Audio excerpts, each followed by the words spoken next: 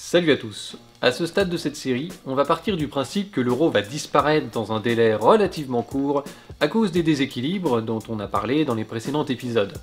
En effet, je vois pas trop par quel miracle des gens qui ne s'entendent sur rien jusqu'à maintenant vont soudainement être d'accord sur tout pour sauver une construction idéologique somme toute facultative et qui fait plus de mal que de bien. Au vu des conséquences désastreuses de l'euro pour l'économie des pays du Sud, on pourrait penser qu'ils seront les premiers à vouloir quitter ce système, et qu'au contraire, l'Allemagne fera tout pour les retenir et maintenir l'intégrité de l'euro, dont elle tire profit. Dont elle tire profit en apparence. Et oui, car contre toute attente, la fin de l'euro pourrait bien être causée par l'Allemagne, pour qui la stabilité monétaire est un dogme plus fort que l'euro.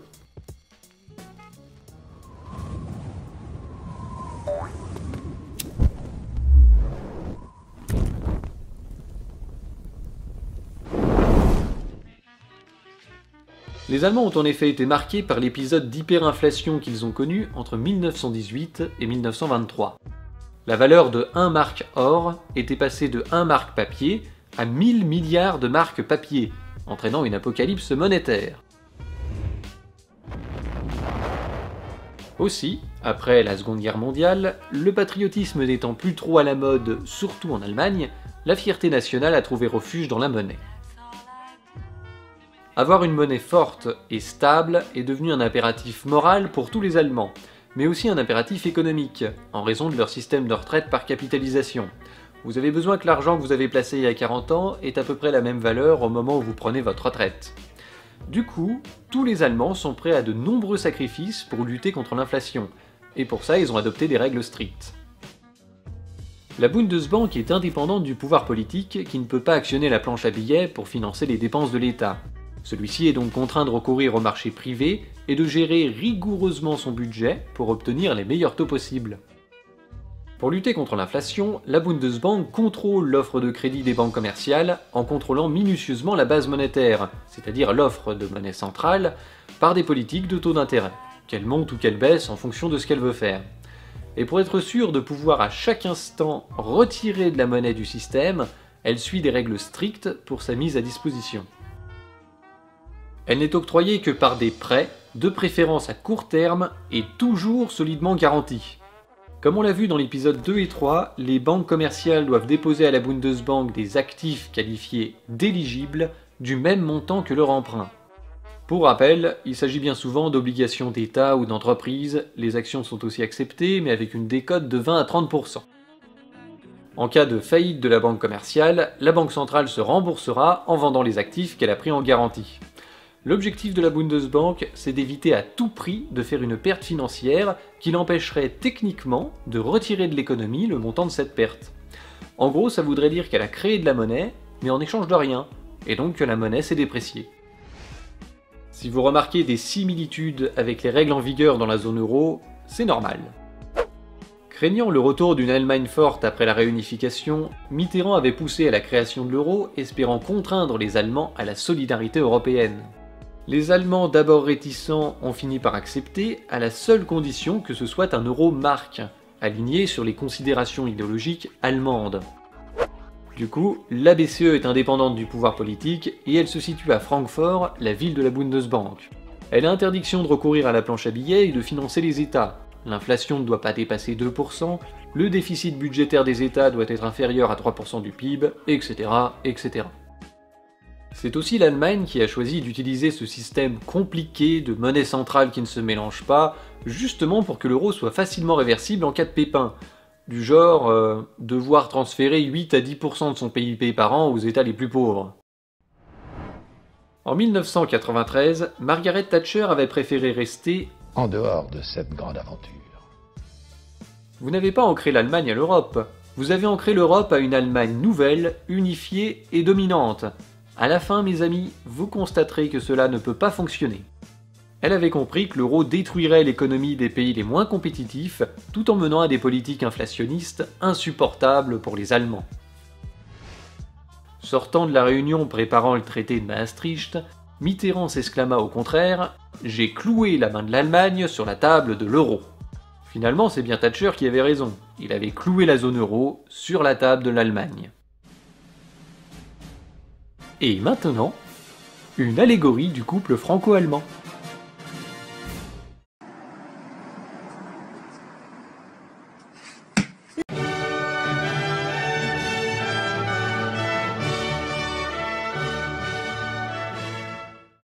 Mais les Allemands ont laissé passer un petit détail. Ils y étaient bien obligés pour permettre la circulation des euros entre les pays. Au sein du système Target 2, en échange de sa monnaie centrale, la Bundesbank ne reçoit pas de beaux actifs, bien sûr, qui vont garder leur valeur.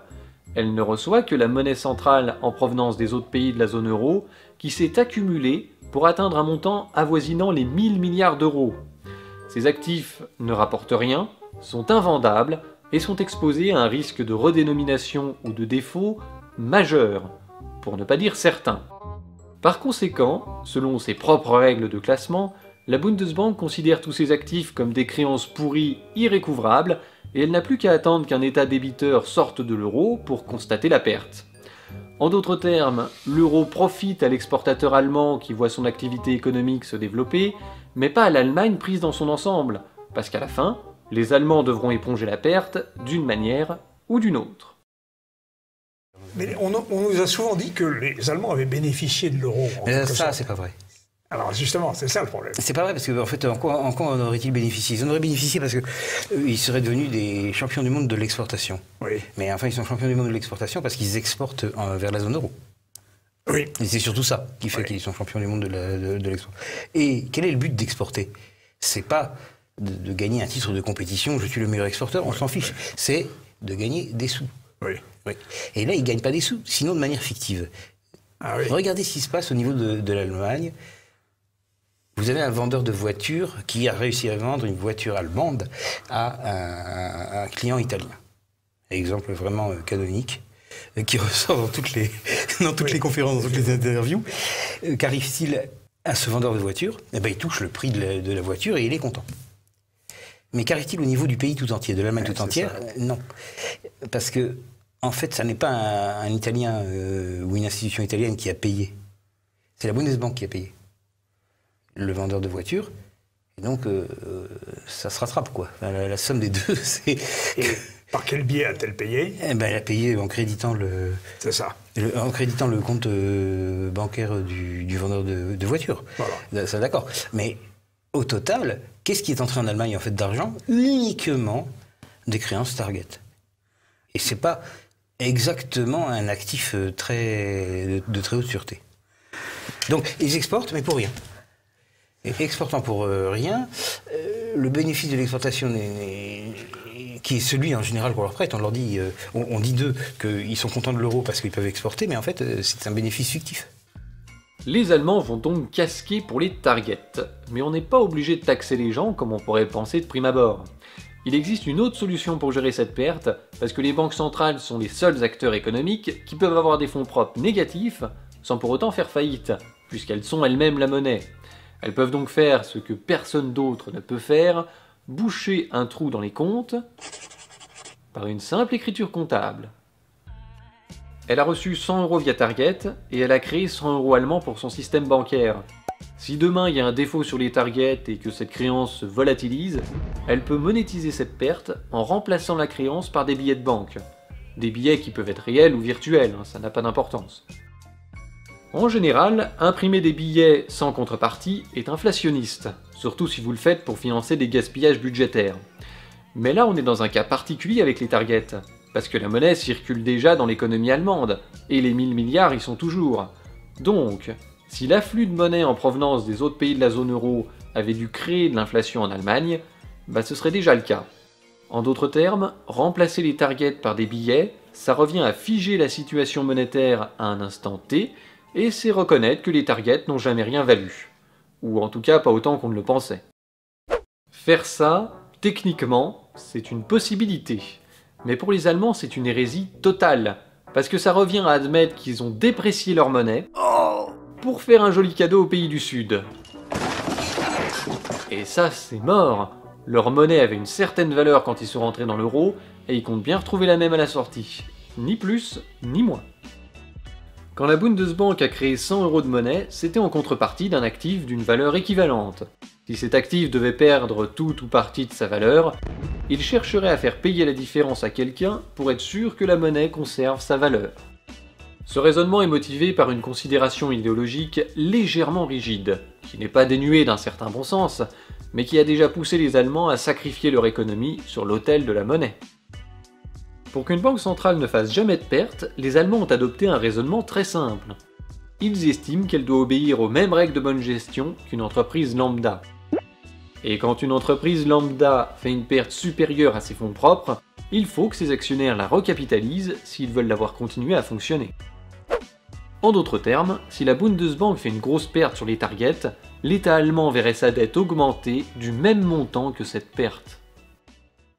Si vous voulez, ils prennent le problème par l'autre bout. Au lieu de monétiser la perte, ce qui a un impact minime sur l'économie, mais déprécie la monnaie, ils vont chercher à retirer de la monnaie du système, comme si c'était une espèce de trop perçu.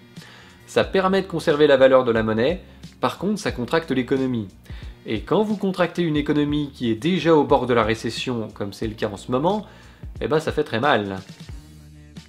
C'est pour ça que les Allemands sont inquiets de l'augmentation des soldes Target.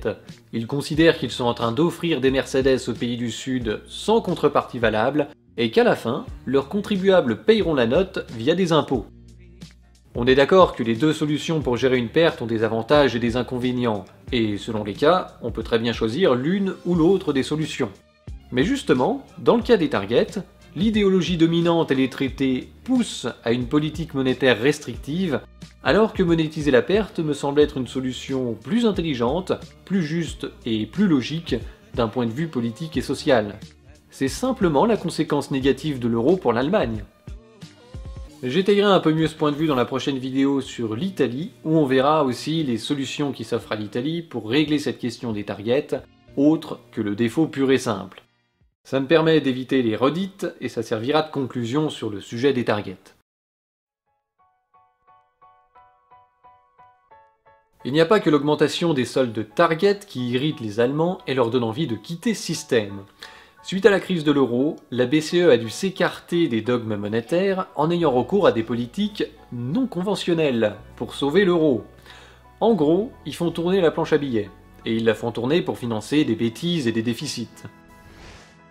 Normalement, l'article 123 du TFUE interdit à la BCE de financer directement les États. Mais les traités ne disent rien quant au financement indirect, par des rachats de titres déjà émis sur le marché secondaire. Alors tant pis si les Allemands râlent, et puis c'est ça ou la fin de l'euro. Au cours de la décennie, la BCE a donc lancé plusieurs programmes de rachat de titres qui n'avaient pas tous le même objectif. Elle a commencé ses emplettes en 2010 avec le Securities Market Program, devenu ensuite le programme OMT, Opération monétaire sur titres, qui consistait à acheter sur le marché secondaire les dettes des États les plus en difficulté pour faire baisser leur taux d'intérêt.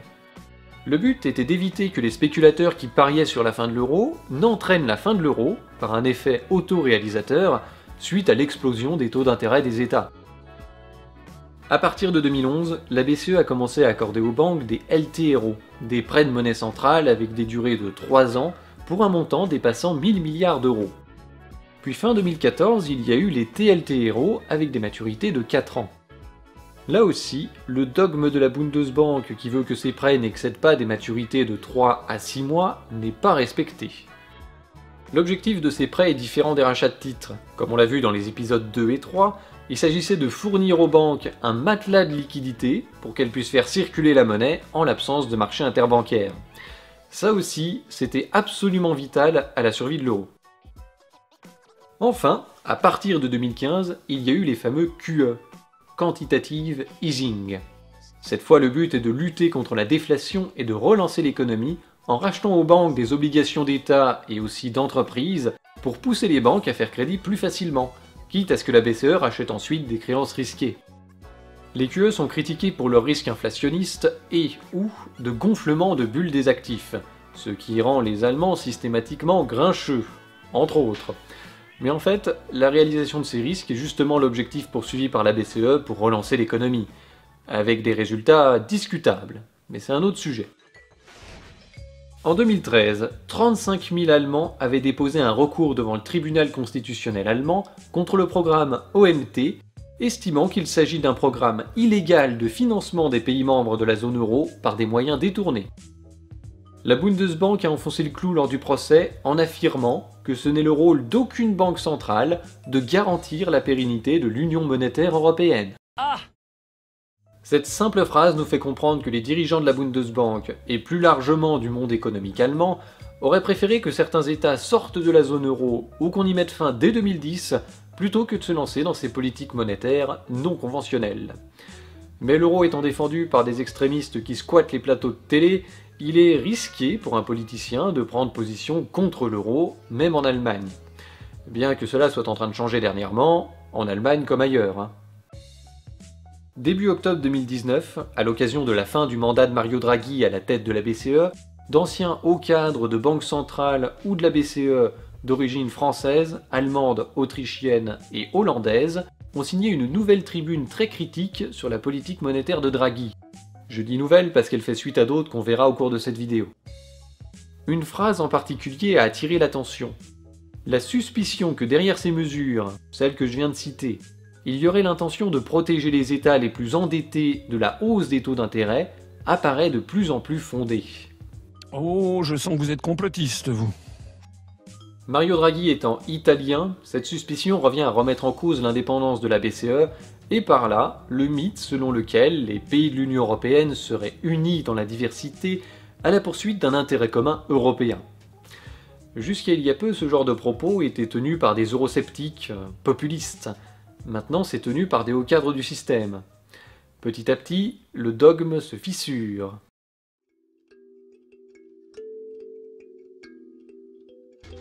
Au-delà des pressions de l'inquisition médiatique, si les dirigeants allemands sont aussi frileux sur la sortie de l'euro, je pense que c'est parce qu'ils craignent que ce soit le début de la fin de toute la construction européenne. Or, les Allemands souhaitent conserver les avantages qu'ils tirent de l'UE, parce qu'ils sont beaucoup plus concrets que ceux de l'euro. Il faut se rappeler que l'Allemagne n'a pas toujours été la locomotive de l'Europe. À la fin de la Seconde Guerre mondiale, c'était un pays rasé, ruiné, pestiféré, morcelé, occupé. La signature du traité de Rome en 1957 qui place Walter Einstein à la tête de la Commission européenne représente une grande opportunité pour les Allemands que De Gaulle avait bien comprise. Je pense que si Walter Einstein est à sa manière un Européen sincère, c'est parce qu'il est d'abord un Allemand ambitieux pour sa patrie. Car dans l'Europe, telle qu'il la voudrait, il y a le cadre où son pays pourrait gratuitement retrouver la respectabilité et l'égalité des droits que la frénésie de la défaite d'Hitler lui ont fait perdre, puis acquérir le poids prépondérant que lui vaudra sans doute sa capacité économique. Enfin, obtenir que la querelle de ses frontières et de son unité soit assumée par un puissant ensemble d'après la doctrine à laquelle, comme ministre des Affaires étrangères de la République fédérale, il a naguère donné son nom. De Gaulle avait le tiercé, mais dans le désordre. On a d'abord payé pour l'unification de l'Allemagne tout au long des années 90 à travers la politique monétaire. L'inflation engendrée par l'intégration de l'Allemagne de l'Est a conduit la Bundesbank à prendre unilatéralement des mesures d'austérité drastiques, sur lesquelles ses voisins de l'Europe des 15 ont dû s'aligner au nom des critères de convergence économique du traité de Maastricht qui venait d'être signé. Du coup, les conséquences négatives de l'unification ont été assumées par un puissant ensemble. On estime quand même que les habitants de la RFA ont transféré l'équivalent de 1300 milliards d'euros aux habitants de la RDA, ce qui n'aide sans doute pas à les rendre réceptifs aujourd'hui à l'idée d'une union de transfert avec les pays du sud de la zone euro. Ensuite, grâce à ses capacités économiques et à l'euro aligné sur le mark, elle a obtenu un poids prépondérant dans l'Union européenne. Et maintenant, elle travaille à retrouver la respectabilité et l'égalité de droit que la frénésie de la défaite d'Hitler lui ont fait perdre. Pour cela, elle place ses pions depuis des années dans les institutions européennes, trustant tous les postes d'encadrement du machin. Aux dernières nouvelles, Ursula von der Leyen, la prochaine présidente allemande de la Commission européenne, est en train de faire pression pour imposer des directeurs de cabinet allemands à tous les commissaires européens, qui eux sont de nationalités différentes.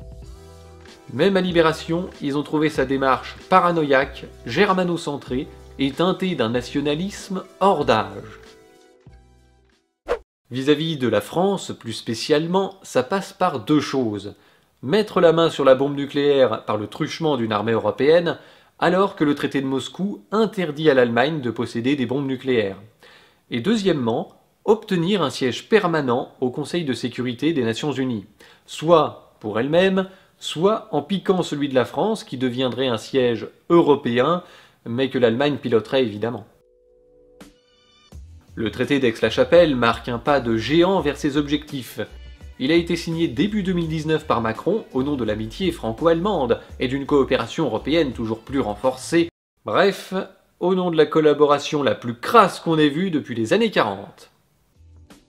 L'article 4 dispose que la France et l'Allemagne se prêtent aide et assistance par tous les moyens dont ils disposent, y compris la force armée, en cas d'agression armée contre leur territoire. Ce qui inclut a priori les bombes nucléaires. Et l'article 8 nous apprend que l'admission de la République fédérale d'Allemagne en tant que membre permanent du Conseil de sécurité des Nations Unies est une priorité de la diplomatie franco-allemande. Voilà que nous payons des impôts pour sanctuariser le territoire allemand et défendre les intérêts de l'Allemagne. Évidemment, Macron n'a obtenu aucune contrepartie en échange des nombreuses concessions du traité d'Aix-la-Chapelle. Ni pour la France, mais ça on s'en doutait, mais pas non plus pour les intérêts d'une Union européenne ou d'une zone euro renforcée qui fonctionnerait mieux. Quelques semaines après la signature de ce traité, en mars 2019, Macron s'était permis de publier dans les journaux de toute l'UE une lettre aux citoyens de l'Europe, pour inciter à plus d'intégration européenne, en préconisant plus de coopération pour l'investissement, la politique sociale, l'écologie, un protectionnisme européen, etc. quoi, le blabla habituel. L'occasion pour les Allemands de rappeler leur point de vue en matière d'intégration. Merkel n'a pas daigné répondre à son énième discours mielleux sur l'Europe, laissant cette tâche ingrate au numéro 2 de son parti, Madame Akaka. Elle s'est dite tout à fait favorable à une Europe plus forte, plus intégrée, travaillant davantage ensemble, dont l'avenir passe forcément par une représentation de l'UE au Conseil permanent de l'ONU. Autrement dit, la France doit donner son siège au nom de l'intégration européenne et fermer sa gueule. Par contre, l'étatisme européen, la communautarisation des dettes, l'européanisation des systèmes de protection sociale et du salaire minimum sont de mauvaises voies d'intégration qui fragiliseraient l'Europe. Elle a écrit l'Europe. On peut difficilement présenter un point de vue plus germano-centré sur ce que l'UE doit être et doit faire. Ce qui est à l'Allemagne est à l'Allemagne, et ce qui est à l'Europe est à l'Allemagne. C'est en cela que l'UE est très importante pour les Allemands, parce qu'ils peuvent plus trop être des patriotes allemands défendant leurs intérêts nationaux. Par contre, ils peuvent être de fervents partisans d'une Europe plus forte, une Europe allemande, une sorte de 4e Reich. C'était bien la peine de s'être cassé le cul à les foutre dehors en 45.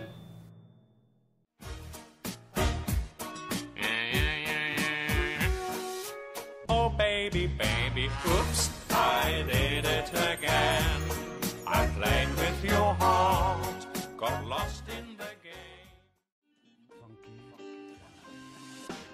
Il s'agit donc pour l'Allemagne de conserver les avantages qu'elle tire de l'Union européenne, tout en se dégageant de l'euro qui est devenu une menace pour elle depuis la crise de 2010, avec l'explosion des soldes Target et l'apparition des mesures monétaires non conventionnelles de la BCE.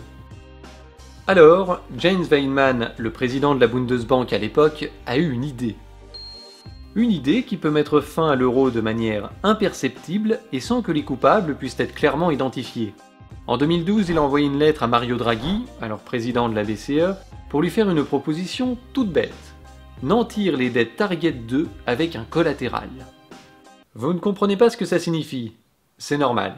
En utilisant des termes jargonneux, on évite que des gens non autorisés à penser, comme vous, se mettent à penser. Le collatéral, c'est le nom qu'on donne à la garantie d'un prêt. Si vous ne payez pas votre emprunt immobilier, la banque se payera en vendant votre maison. Votre maison est le collatéral du prêt. L'idée est donc toute bête. En profitant de sa position extrêmement créditrice dans le système Target, l'Allemagne pourrait imposer unilatéralement une nouvelle règle. Pour créer de la monnaie centrale allemande, la Bundesbank pourrait exiger les mêmes garanties aux banques centrales de la zone euro qu'elle exige pour les banques commerciales. À partir de là, fini les targets qui s'accumulent. Ou dit autrement, fini la monnaie centrale des autres pays de la zone euro qui s'accumule. Pour valider un transfert vers l'Allemagne, une banque centrale de la zone euro devrait fournir à la Bundesbank un actif éligible du même montant que la transaction. Et cet actif, vous commencez à les connaître maintenant, ça peut être de l'or, des actions, toutes sortes de titres, mais ce sera surtout des obligations d'État allemands. Tant que les échanges entre votre pays et l'Allemagne sont équilibrés ou stables, il n'y a pas de problème. Mais quand vous avez une fuite de monnaie constante et importante vers l'Allemagne, ce système vous vide de votre richesse. Ce serait le cas notamment de l'Italie et de l'Espagne qui seraient très vite à court de collatéral. Par conséquent, cette idée en apparence innocente et technique va conduire à l'expulsion de certains États de la zone euro en quelques semaines, ce qui peut entraîner la fin de cette grande aventure. Car n'oubliez pas que l'euro, c'est juste un ensemble de monnaies nationales dont on a décidé qu'elles s'appelleraient toutes euros et qu'elles s'échangeraient à un taux fixe de 1 pour 1, sans limite de durée, ni de montant. Or, le nantissement des transferts target constitue une limite au montant qu'on peut échanger, car les banques centrales des pays du Sud, notamment, se trouveront tôt ou tard dans l'incapacité de fournir des actifs éligibles pour valider un transfert vers l'Allemagne. À partir de là, les autres banques centrales qui peuvent encore échanger avec la Bundesbank refuseront le transfert de celles qui ne le peuvent plus pour ne pas servir d'intermédiaire et devoir donner de beaux actifs à la Bundesbank en échange de la monnaie centrale pourrie des pays du Sud. C'est pour cette raison technique que cette règle, d'abord imposée par l'Allemagne, sera obligatoirement adoptée par tous, sans qu'il y ait pour autant de modification des traités. Dit autrement, dans ce système, un pays a accès à la zone euro tant que ses échanges avec les autres pays sont équilibrés, puis dans la limite du solde négatif qu'il est capable de collatéraliser. Par exemple, la France qui a un solde régulièrement négatif, mais qui oscille entre plus 30 et moins 60 milliards, c'est pas un problème, parce que c'est un montant peu élevé par rapport à la taille du pays, et c'est stable. Mais si votre solde négatif est en augmentation constante et rapide, vous finissez à poil, et quand vous avez plus de collatéral à fournir, votre monnaie est traitée comme une monnaie étrangère, et elle s'échangera sur le marché d'échange. Imaginons que l'Italie soit placée dans cette situation. Un beau jour, une transaction vers l'Allemagne d'un importateur via Target sera refusée par manque de collatéral.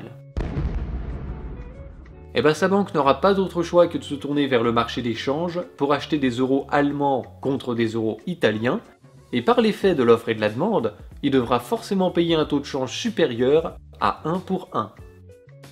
L'euro sera mort, et pourtant cette fiction pourra se maintenir pendant plusieurs mois, parce que les billets continueront de circuler, les monnaies continueront de s'appeler euros, donc le kidam y verra que du feu. Peut-être que sur certains achats sur internet, il payera des frais supplémentaires, mais sans comprendre qu'il s'agit de l'application d'un taux de change. Il se dira que ça vient de sa banque ou que c'est une taxe quelconque. Cette idée lancée par le président de la Bundesbank est longtemps restée discrète. Puis, elle a été reprise par des économistes s'exprimant dans la presse spécialisée. Puis, une tribune signée par 154 économistes allemands a demandé au gouvernement de rejeter le plan de réforme de la zone euro proposé par Macron en 2018, déjà, donc le mec se prend un vent par année, et à la place, d'arrêter les QE, de solder régulièrement les soldes Target, ce qui revient à ce que je vous ai expliqué, et d'inclure dans les traités une clause de sortie ordonnée de la zone euro qui n'existe pas actuellement. Cette clause a encore été réclamée tout récemment par le président de la Banque centrale hongroise, qui a appelé les Européens à admettre que l'euro était une erreur. On devine que son pays n'entrera pas dans l'euro. Mais revenons-en à l'Allemagne. Quelques mois après la tribune des économistes, l'idée de Feynman entrait dans la sphère politique. Le président du Conseil économique de la CDU, le parti de Merkel au pouvoir depuis 13 ans, s'est exprimé à ce sujet dans 2 articles. Il affirme qu'il est urgent de limiter ou de disposer d'un nantissement sur les soldes Target en hausse. Il indique que la solution la plus cohérente serait de geler les soldes actuels et d'introduire un nouveau système Target 3. Comme aux États-Unis, les créances doivent être régulièrement compensées et garanties par des garanties telles que l'or ou des titres gouvernementaux. Voilà où nous en sommes. Si vous voulez plus d'infos sur le sujet, je vous renvoie aux articles de Vincent Brousseau sur la sortie furtive de l'euro, que les Allemands appellent Target 3, et que j'ai largement pompé pour faire cette vidéo. Je crois d'ailleurs que c'est le seul à parler de ce sujet en France, et c'est lui qui a introduit toutes ces informations pour un public francophone. J'ajouterai sans doute quelques-unes de ces vidéos à la playlist de cette série. Tout ça pour dire que cette idée fait son chemin.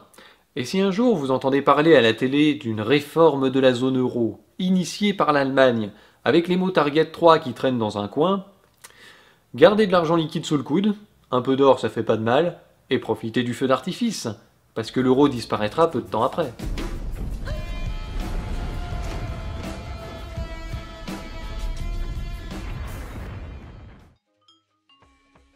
Avec l'application de Target 3, tous les risques seront supprimés pour la Bundesbank qui sera toujours payée avec des actifs éligibles, et elle sera ravie de voir l'euro fonctionner ainsi le plus longtemps possible.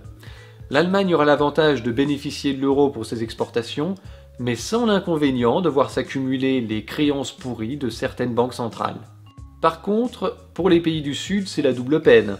Le taux de change surévalué de l'euro continuera d'handicaper leur économie, et à l'intérieur de la zone euro, ils se feront pomper le peu de richesse qu'il leur reste, simplement pour que les autres États acceptent leur transfert de monnaie. Cette situation extrêmement injuste conduira tôt ou tard l'un de ces États à constater ce qui sera devenu une réalisation de fait, il sortira de l'euro et récupérera le contrôle de sa monnaie nationale avant que son économie ne devienne un raisin sec. Il accusera l'Allemagne d'avoir saboté l'euro, tandis que l'Allemagne l'accusera de ne pas avoir fait les réformes structurelles nécessaires au maintien de l'euro. Le sujet étant très technique et comportant une bonne part d'idéologie, les deux ont à la fois raison et tort et on peut en discuter longuement. Mais aux yeux du public, seul celui qui prendra la décision finale de sortir de l'euro sera identifié comme le responsable de toutes les conséquences qui pourraient en découler. Ainsi, l'Allemagne mettra fin à l'euro sans jamais le dire, sans en être directement responsable, et sans que le Kidam ne puisse s'en rendre compte. Tout se passera dans la coulisse, en douceur, s'étalant sur plusieurs mois, évitant le plus possible qu'un choc n'entraîne avec lui le reste de la construction européenne. Tout se passera comme si des gens totalement favorables à l'euro avaient dû cesser d'y participer pour des raisons techniques, obscures et regrettables. Si la sortie d'un État devait entraîner la fin de l'euro, les dirigeants du premier pays sortant serviront sûrement de bouc émissaire. Ils seront traités de mauvais Européens, de saboteurs de cette belle idée de paix et de prospérité qu'était l'euro, permettant ainsi à tous les autres dirigeants de prendre des postures de grands Européens, tout en étant ravis de pouvoir bazarder l'euro. Mais bon, c'est sûr que si tout le monde est déjà au courant, ça marchera moins bien. Alors chut, il faut pas le dire. Au cours de cette série, j'ai souvent pris l'exemple de l'Italie pour parler d'un pays qui a un très gros solde target débiteur. Mais j'aurais très bien pu parler de l'Espagne, de la Grèce ou du Portugal, qui sont dans la même merde à proportion de leur taille. Si j'ai choisi de parler de l'Italie, c'est parce que c'est le pays le plus proche d'une sortie de l'euro. Oui, enfin, qui était le plus proche. Parce que j'ai écrit cette vidéo en août 2019, au moment où Salvini s'est lancé dans son pari raté de mettre fin à sa coalition avec le mouvement 5 étoiles. Donc on va parler de son plan comme s'il était encore au pouvoir, après tout il n'est pas exclu qu'il y revienne, et à un moment, dans la vidéo, je prendrai compte des dernières évolutions. Je profite de cette parenthèse pour vous inviter à activer la cloche et cocher les notifications, parce qu'il se pourrait qu'il y ait une petite surprise dans quelques temps. Je vous en dis pas plus. Ce qui était prévu avant l'été 2019 donc, c'est que l'Italie glisse un orteil en dehors de la zone euro en créant les mini-bots. C'est des bons du trésor ordinaire, mais de petite taille. Petite taille, grande taille, vous voyez pas trop ce que ça change, hein. C'est normal. Là encore, on n'a pas envie que des gens non autorisés à penser se mettent à penser. Si au JT du 20h on vous dit que l'Italie a mis en circulation l'équivalent de 50 milliards d'euros en lire, vous allez avoir des pensées impures envers le dogme de l'euro irrévocable. Mais si on vous dit que c'est 50 milliards de mini-bots, ce qui revient au même comme on va le voir, bah vous n'allez pas tilter. Vous allez vous dire que c'est de la dette d'État en plus. Comme l'Allemagne, l'Italie pourrait sortir de l'euro de manière discrète, progressive, avec une méthode qui évite les chocs.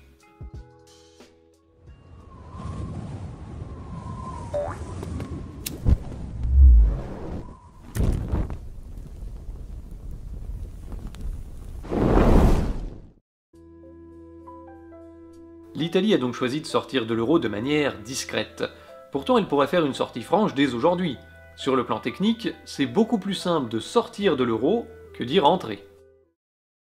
Il suffit simplement qu'un dirigeant annonce un vendredi soir qu'il met fin au taux de change fixe de 1 pour 1 avec les autres monnaies de la zone euro. Pendant le week-end, on met en circulation les nouveaux billets qu'on aura préparés à l'avance, et les banques font les modifications nécessaires sur les comptes des clients. Puis, l'État sortant doit rembourser à la BCE sa quote-part des billets en euros, mais ça c'est une opération blanche, vu que les nouveaux billets remplacent les anciens, et il doit régler la question des soldes target, qu'ils soient positifs ou négatifs. Et voilà quoi, c'est torché. Sortir de l'euro est techniquement simple, mais si l'Italie veut le faire un jour, elle est obligée de bien s'y préparer, parce que dans la pratique, on se heurte à au moins 3 problèmes politiques immenses, à savoir le dogme, l'absence de procédure de sortie de la zone euro, et dans le cas de l'Italie, un solde target débiteur énorme. Si l'idée des mini-bots est sur la table, c'est bien que les dirigeants italiens ne se sentent pas en mesure de faire une sortie directe de l'euro. En suivant les traités, ils seraient obligés de sortir un peu comme des voleurs en faisant défaut sur les targets, et ils seraient clairement identifiés comme les responsables de toutes les conséquences négatives qui pourraient en découler, pour eux ou pour les autres. Il est donc important pour eux d'avoir le beau rôle, tant auprès de leurs citoyens que des Européens. Et pour ça, le plus simple, c'est de passer pour des victimes. Il est pratique de pouvoir dire que c'est les décisions des autres qui vous ont poussé à sortir de l'euro. Comme ça, si la sortie réussit, ce sera grâce au courage des dirigeants italiens, et si ça foire, c'est la faute des autres. Et là, ils accuseront leurs partenaires européens de les avoir mis dans une situation impossible, et ils présenteront la sortie de l'euro comme un moindre mal. Bon, ça c'est pour le problème d'image, un petit peu politicien, mais les dirigeants italiens ont aussi un problème de légitimité qui les empêche de faire une sortie directe de l'euro. Pendant la campagne électorale, la Ligue du Nord et le mouvement 5 étoiles, qui ont formé la coalition au pouvoir, ont tous les deux oublié de parler de la sortie de l'euro. Si bien que quand Salvini a formé son gouvernement, la nomination du très eurocritique Paolo Savona au ministère des Finances a été refusée par le président de la République. Celui-ci a justifié son refus dans une déclaration où il affirme que la nomination de Savona conduirait inévitablement à la sortie de l'Italie de l'euro, ce qui n'était pas cohérent avec le projet de réorientation de l'Europe sur lequel les électeurs avaient voté. Il ajoute que la sortie de l'euro est un sujet de première importance qui n'avait pas été débattu pendant la campagne. C'est fou comme les européistes se soucient de la démocratie quand ça les arrange. Tel le pompier pyromane, si Salvini veut vraiment sortir de l'euro, il va devoir attendre ou créer une situation qui lui permettra de justifier une sortie de l'euro rendue obligatoire par la faute des autres. Tous les clashs avec la Commission européenne deviennent l'opportunité de dénoncer la tutelle excessive et injuste de Bruxelles. Comme en 2018, où la Commission acceptait un budget dépassant les 3% de déficit pour la France, suite aux Gilets jaunes, tandis qu'elle refusait à plusieurs reprises le budget italien, exigeant toujours plus de coupes dans les dépenses publiques, alors que celui-ci était dans les clous. Quelques mois plus tard, à la fin mai 2019, la Commission est revenue à la charge, menaçant l'Italie d'une procédure de déficit excessif, qui peut déboucher sur une amende de 0,2% du PIB, soit 3 milliards d'euros, à cause de l'augmentation des dépenses publiques. La Commission estimant que l'Italie ne fait pas suffisamment d'efforts pour réduire son endettement. Sortie renforcée des élections européennes et profitant sans doute de ce nouveau conflit avec la Commission, Salvini a annoncé la création des mini-bots la semaine suivant ces menaces, engageant un premier pas vers une possible sortie de l'euro.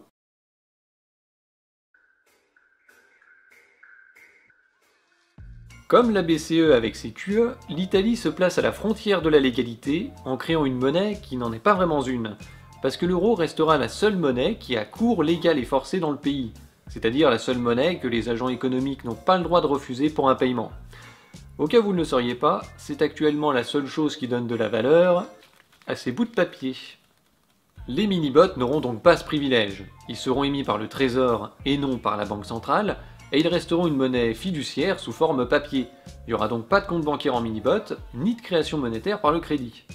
Voyez ça comme une monnaie locale, mais à l'échelle nationale, avec un petit bonus de solidité.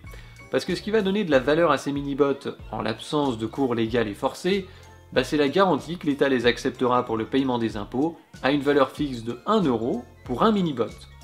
Donc, même si des particuliers ou des entreprises ont le droit de refuser les paiements en mini-bot, vous pouvez toujours les fourguer à l'État.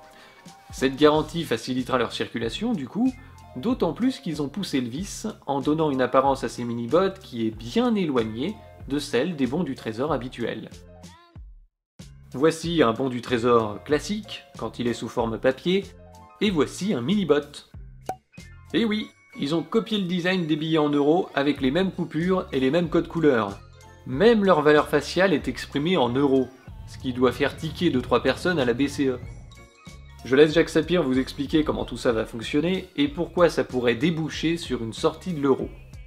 Alors Jacques, comment expliquer ce projet qui semble préoccuper les responsables, que ce soit à Bruxelles et à la BCE à Francfort? Alors, évidemment, le problème essentiel de l'Italie aujourd'hui, c'est la croissance.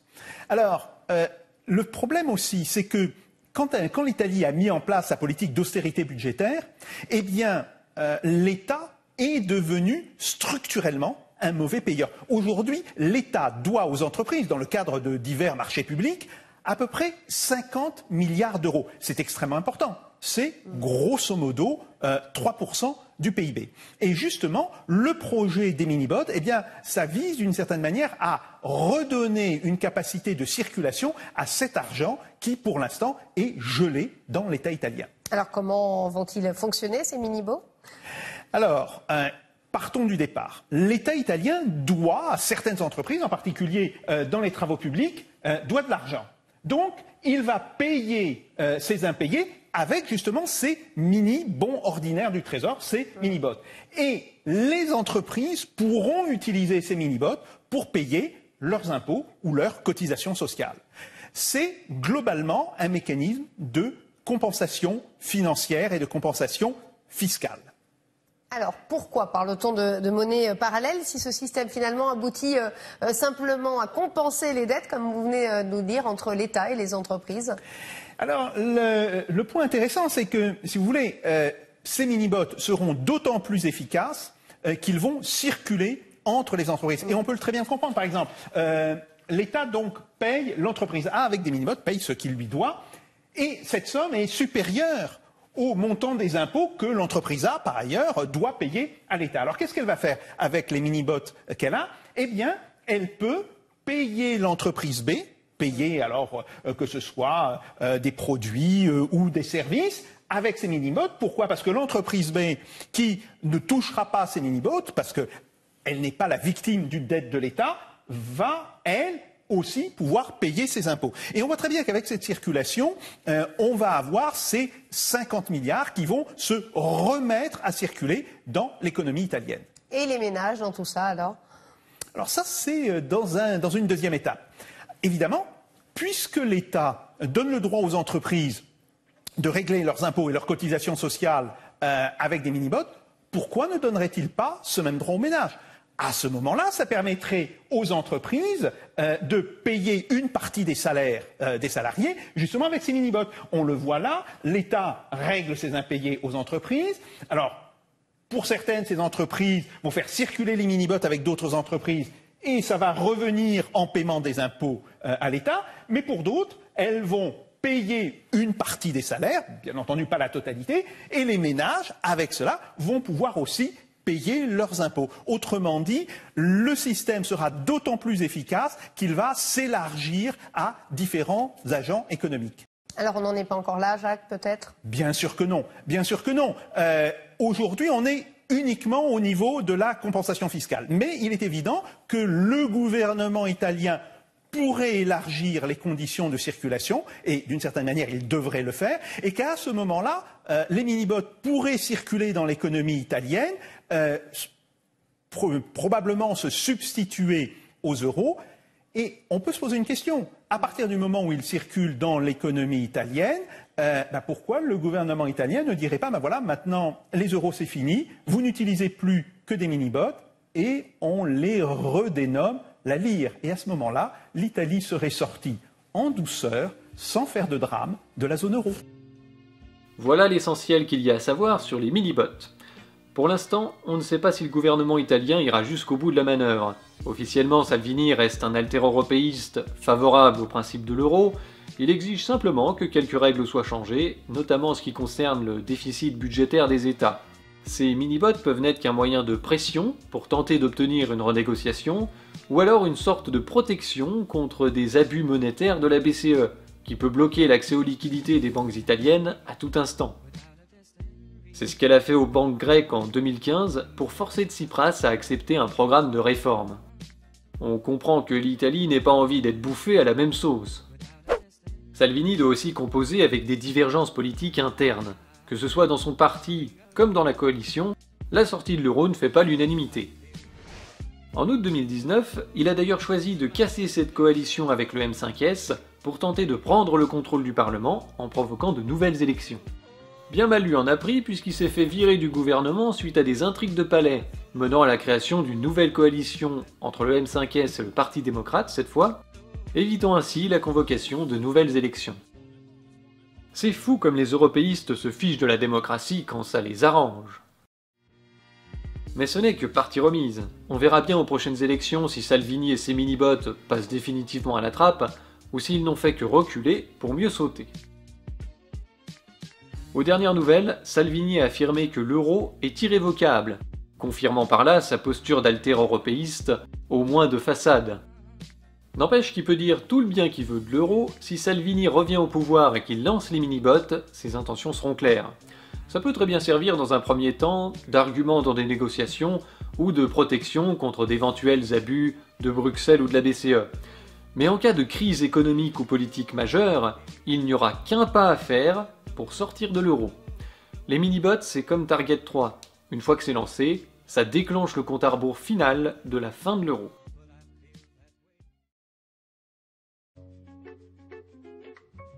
Bref, Salvini ou pas, mini-bot ou pas, venons-en à la grande question de cette série, qui va sûrement se poser un jour. Comment est-ce qu'on peut régler cette histoire de Target sans trop de casse? J'ai déjà eu l'occasion de dire dans cette série que si l'Italie devait suivre à la lettre les règles des traités concernant ses dettes Target, elle serait obligée de faire défaut. Mais pour peu que les parties prenantes se mettent autour d'une table et acceptent de discuter, il existe des solutions plus intelligentes pour réduire la perte des créanciers et surtout éviter la connerie de faire payer les contribuables. Soyez attentifs parce que c'est le moment de la vidéo où on va se faire un nœud au cerveau. Il est très important de comprendre que les dettes Target sont d'une autre nature que les dettes d'un agent économique classique ou d'un État. Quand un État fait défaut, vous pouvez avoir des entreprises qui font faillite, des banques qui font faillite, des fonds de placement et donc des épargnants qui perdent de l'argent. Mais si l'Italie fait défaut sur les targets, vous n'aurez aucune entreprise, aucune banque qui fera faillite, et aucun épargnant ne perdra un centime sur son compte. Et c'est là toute la magie de la chose. Si je vous ai embêté avec ces schémas dans les épisodes 2 et 3, c'est pour que vous visualisiez le fait que le client italien a payé sa commande et que le fournisseur allemand a bien été payé. Il n'y a aucune dette entre ces deux acteurs. La dette se situe entre deux banques centrales qui sont des acteurs particuliers, ce qui ouvre la voie à des possibilités uniques pour penser et régler cette question. Eureka a très bien expliqué ces possibilités dans cette vidéo, donc je vais pas répéter ce qu'il a dit, je vais me contenter de résumer, et si vous voulez plus de détails, je vous renvoie à sa vidéo. En gros, il y a trois possibilités. Déjà, on peut figer les soldes Target tels quels dans les comptes des banques centrales, sans qu'on n'y touche plus. Après tout, dans le cadre de l'euro, l'Italie peut avoir un solde négatif de n'importe quel montant et de n'importe quelle durée, sans qu'on puisse lui demander de le solder avec des actifs un peu plus tangibles que sa propre monnaie. Ce système était accepté de tous, il a produit les effets que l'on connaît, maintenant l'Italie sort de l'euro, donc on fige la ligne et on passe à autre chose. Faire ça équivaut pour l'Allemagne à monétiser la perte, comme j'en ai parlé dans l'épisode précédent, mais politiquement, c'est un peu différent d'un défaut italien, parce que là les deux parties se seraient entendues pour dire qu'elles ne se doivent rien. C'est peu probable que ça se passe comme ça, mais c'est une option. Une autre solution qui me semble beaucoup plus juste et intelligente pour les deux parties, c'est que l'Allemagne accepte la redénomination en monnaie nationale des soldes Target. Les 500 milliards d'euros italiens détenus par la Bundesbank deviendraient 500 milliards de lire. La lire n'ayant cours qu'en Italie, cet argent reviendrait immédiatement dans l'économie italienne, et de son côté, la Bundesbank enregistrerait quand même une perte à cause de la dépréciation de la lire, mais elle serait moindre que dans le cas d'un défaut total. Enfin, une troisième solution qui peut être complémentaire, serait que l'Italie paye une partie de son solde en euros ou avec des actifs éligibles, dans la limite de ses moyens forcément. Mais si les créanciers sont arrangeants, les débiteurs peuvent l'être aussi. C'est tout l'intérêt de se mettre autour d'une table et de négocier pour éviter un défaut total qui fâcherait tout le monde. Peut-être que maintenant vous comprenez mieux pourquoi j'ai dit que les dettes target ne sont pas vraiment des dettes. Parce que quand on parle de banque centrale, les notions de dette et de monnaie se confondent. Dire que la Bundesbank accumule des dettes de la Banque centrale d'Italie ou dire qu'elle accumule de la monnaie italienne, c'est pareil. Ce truc-là, nous on appelle ça de la monnaie, mais c'est une reconnaissance de dette de la BCE. Alors, quand des experts, des commentateurs parlent du sujet des targets, en disant que les Espagnols et les Italiens doivent des centaines de milliards d'euros aux Allemands, ils ont raison d'une certaine manière, mais ça crée forcément une confusion chez l'auditeur moyen qui verra pas la nuance. Il est même pas au courant qu'il y en a une. Dans l'esprit collectif, le mot dette renvoie à l'idée bien précise et unique qu'on a pris de l'argent à quelqu'un en échange de la promesse qu'on lui rendra plus tard. Et si on ne tient pas cette promesse, alors on est un voleur, un feignant, un mauvais gestionnaire, un mauvais payeur, bref, un irresponsable qui prend des engagements qu'il n'est pas capable de tenir. Les targets, c'est différent. C'est le fonctionnement normal de l'euro qui force la Bundesbank, de manière mécanique, à créer un euro allemand quand elle reçoit un euro italien. Et comme il y a un déséquilibre économique important entre ces deux pays, il y a une fuite de monnaie de l'Italie vers l'Allemagne, obligeant la Bundesbank à empiler des palettes de billets italiens dans ses coffres pour près de 500 milliards d'euros. Et plus de 1000 milliards d'euros quand on compte tout ce qu'elle a reçu en excédent de la zone euro. Lorsque l'Italie sortira de l'euro, tous ces jolis billets italiens stockés à la Bundesbank se transformeront comme par magie en lire qui se dépréciera par rapport à l'euro. C'est ça qui emmerde les Allemands, et c'est pour ça qu'ils ont fait inscrire dans les traités qu'en cas de sortie d'un État débiteur de la zone euro, son solde target doit être maintenu en euros.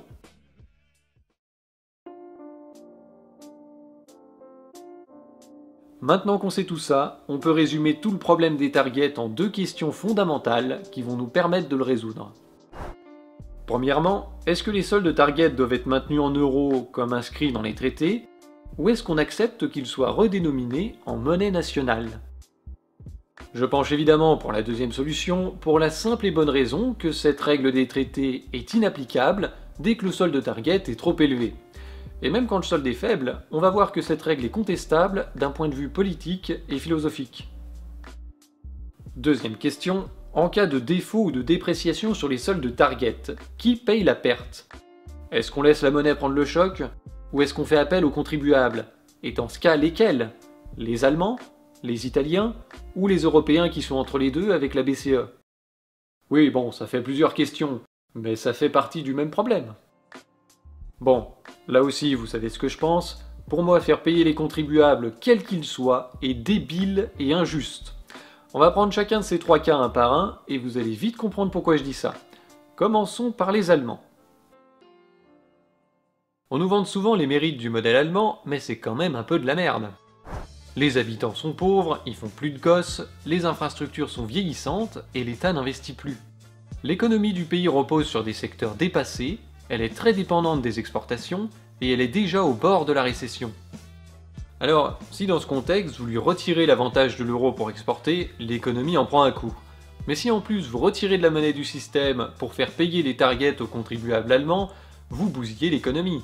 Parce que vous contractez une économie qui est déjà au bord de la récession et qui a besoin d'investissements publics pour maintenir la croissance et mettre à niveau les infrastructures, et d'investissements privés pour se restructurer et s'adapter à ce nouveau contexte économique.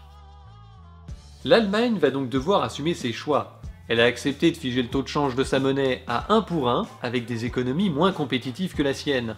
Faut pas s'étonner si 20 ans plus tard, on constate des déséquilibres énormes entre les échanges de ces pays. L'euro a mis l'Allemagne le cul entre deux chaises. Elle en a profité pour booster ses exportations au détriment de ses voisins, mais le revers de la médaille, c'est d'accumuler des centaines de milliards d'euros de monnaie centrale en provenance des pays du Sud qui sont exposés à une dépréciation en cas de sortie d'un de ces États de la zone euro. On a déjà parlé de la solution alternative qui s'offre aux Allemands dans le précédent épisode. La Bundesbank peut boucher le trou comptable par elle-même en laissant à l'actif un reliquat target figé indéfiniment ou bien en le remplaçant par des billets. ce qui revient au même. Oui, c'est sûr que cette perte ronge la valeur potentielle du nouveau mark, mais ça c'est seulement la conséquence normale du fonctionnement de l'euro, qui a forcé la Bundesbank à créer de la monnaie en échange d'un actif dont on pensait à tort qu'il aurait la même valeur pour toujours. Encore une fois, la richesse ça ne se décrète pas.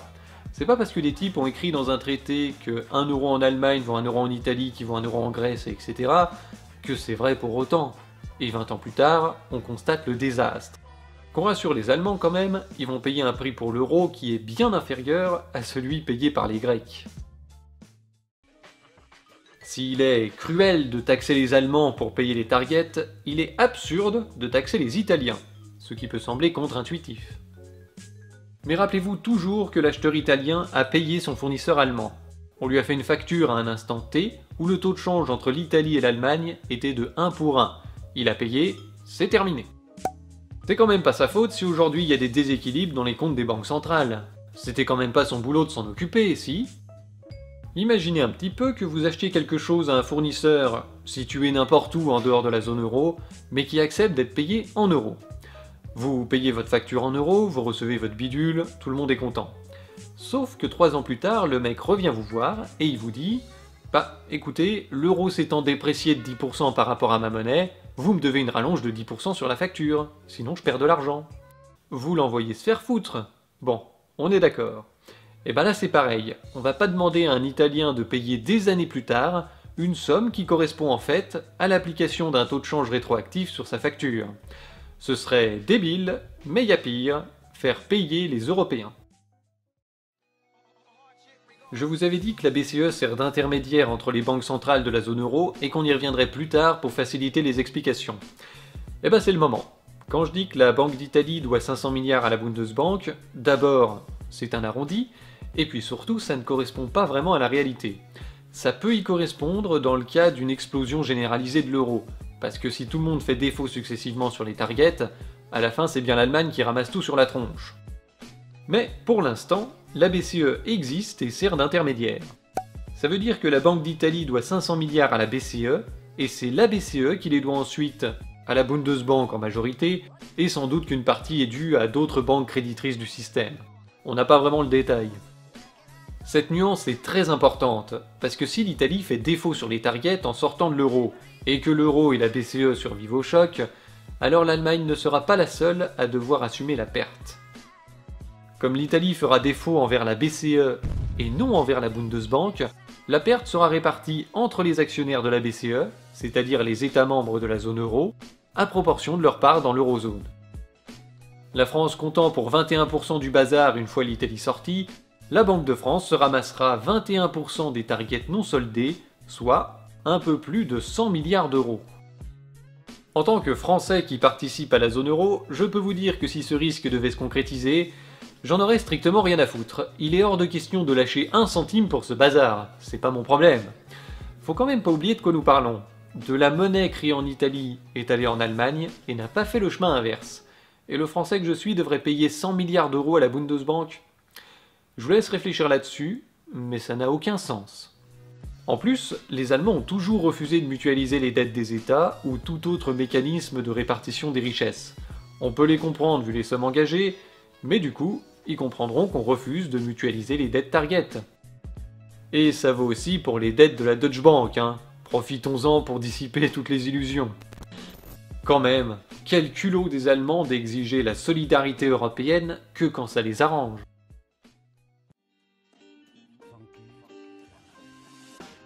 Je pense que maintenant vous y voyez plus clair sur la légitimité des uns ou des autres à payer les pots cassés des targets. Il faut être un petit peu responsable et assumer les décisions qu'on prend. Si l'euro explose et que les Allemands ne sont pas contents de se ramasser des pertes sur les targets des Italiens, des Espagnols et des autres, bah ça sert à rien de les blâmer, parce qu'eux ils ont payé. Encore une fois, c'est les conséquences du fonctionnement normal de l'euro. Si vraiment il vous faut des boucs émissaires, vous pouvez blâmer les concepteurs de l'euro et les décideurs de sa mise en place. À commencer en Allemagne par Helmut Kohl, qui a avoué avoir imposé l'euro aux Allemands. Il l'a reconnu dans une interview donnée en 2002, mais publiée seulement en 2013. Nous aurions perdu un référendum sur l'introduction de l'euro, c'est tout à fait clair. J'aurais perdu avec 70% d'opposition, j'ai agi comme un dictateur. Il ajoute qu'il a adopté l'euro comme un symbole de la construction européenne, et aussi pour qu'il n'y ait plus jamais de guerre en Europe. Bref, les conneries habituelles. Le mec a pris une décision de politique économique sur la base d'un traumatisme émotionnel. Pas étonnant qu'il ait fait un choix de merde. Maintenant, c'est l'euro et toute la construction européenne qui sont en train de faire renaître des haines entre les peuples qui avaient disparu d'Europe. Je vous souhaite bon courage quand tout explosera pour aller expliquer aux Allemands qu'en fait, les dettes target sont pas vraiment des dettes, et les Italiens et les Espagnols ne leur doivent rien d'autre que leur propre monnaie. Je suis sûr qu'ils seront très réceptifs. Mais ça ne s'arrête pas là. L'attitude non coopérative de son successeur Gerhard Schröder n'a pas arrangé les choses. En appliquant les lois Hartz qui ont détruit le droit du travail et les protections sociales pour booster la compétitivité de l'Allemagne, il a accéléré la création des déséquilibres dans la zone euro. Par la suite, le refus systématique des dirigeants allemands de toute harmonisation sociale et fiscale, ou d'un mécanisme quelconque de redistribution, a empêché la résorption de ces déséquilibres qui se sont accumulés sous la forme des soldes target, et ce, malgré les efforts des mauvais élèves pour faire les réformes nécessaires de leur côté. Enfin, si l'euro explose et que les dirigeants allemands décident de renflouer la Bundesbank en faisant appel aux contribuables, au lieu de choisir des solutions plus douces mais contraires au dogme monétaire, encore une fois, c'est la responsabilité des dirigeants allemands. Mais je ne voudrais pas avoir l'air de tout mettre sur le dos de ces pauvres Allemands. C'est bien Mitterrand et le gouvernement français de l'époque qui ont poussé au cul pour faire l'euro, là encore pour des raisons idéologiques et de politique intérieure. Et pendant qu'on y est, c'était Giscard qui avait fait rentrer la Grèce dans l'Union Européenne, contre l'avis de tous d'ailleurs, et pour des raisons tout aussi débiles. Quand on voit le résultat, on se pincerait pour y croire. Karamolis m'avait fait toute une espèce de petite démonstration, il m'avait dit « mais votre langue, c'est du grec, philosophie c'est grec, politique c'est grec, démagogie c'est grec. » Donc je me dis, ils ont leur place c'est en Europe et donc il faut les accueillir.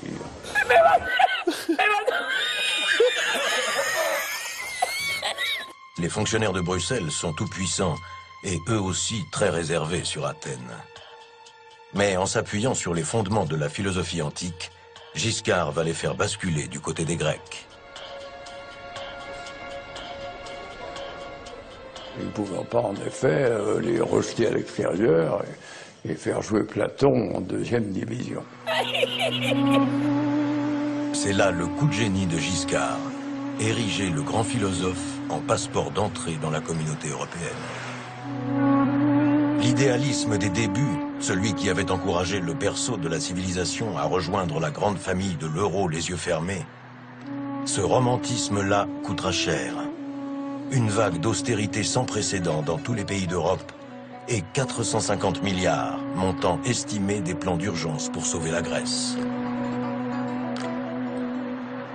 Le prix à payer pour ces 40 années de petites et grandes lâchetés au sommet de l'Europe.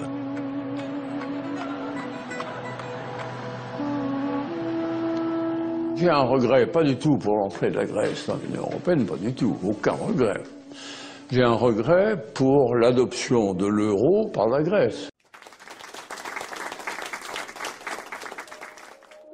Il faut rajouter aussi qu'au moment des réformes Hartz en Allemagne, nous en France, on passait aux 35 heures, sans se soucier davantage de la cohérence des politiques économiques au sein de la zone euro.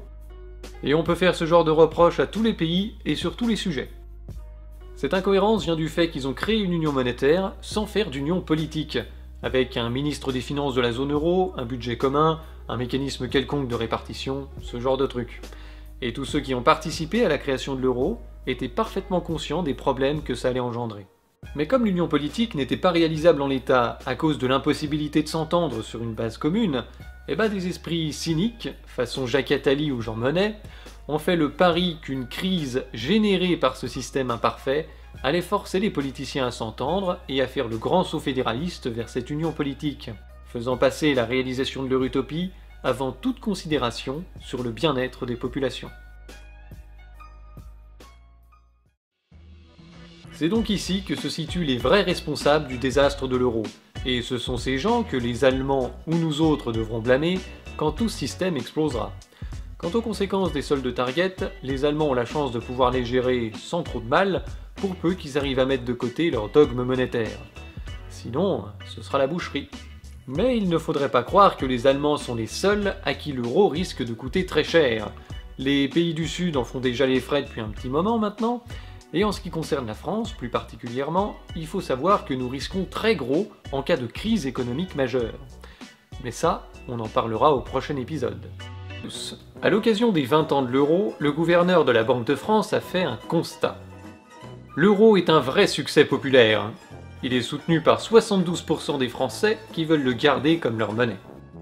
Mais ce résultat n'est pas surprenant. Si on en croit la Commission européenne, l'euro n'a que des avantages. Les consommateurs bénéficient d'un choix plus large et de prix stables. Les entreprises ont plus de débouchés et elles sont libérées du risque de change, ce qui aboutit à une économie stable et une croissance plus forte. Les marchés financiers fonctionnent mieux, l'UE pèse dans le monde et on se sent plus européen que jamais. Ouais, mais à l'issue de cette vidéo, il se pourrait que vous ayez quelques petits doutes sur cette vision idyllique des choses, car dans la réalité, l'euro nous coûte un pognon de dingue. C'est un boulet qui est en train de nous entraîner vers le tiers-monde.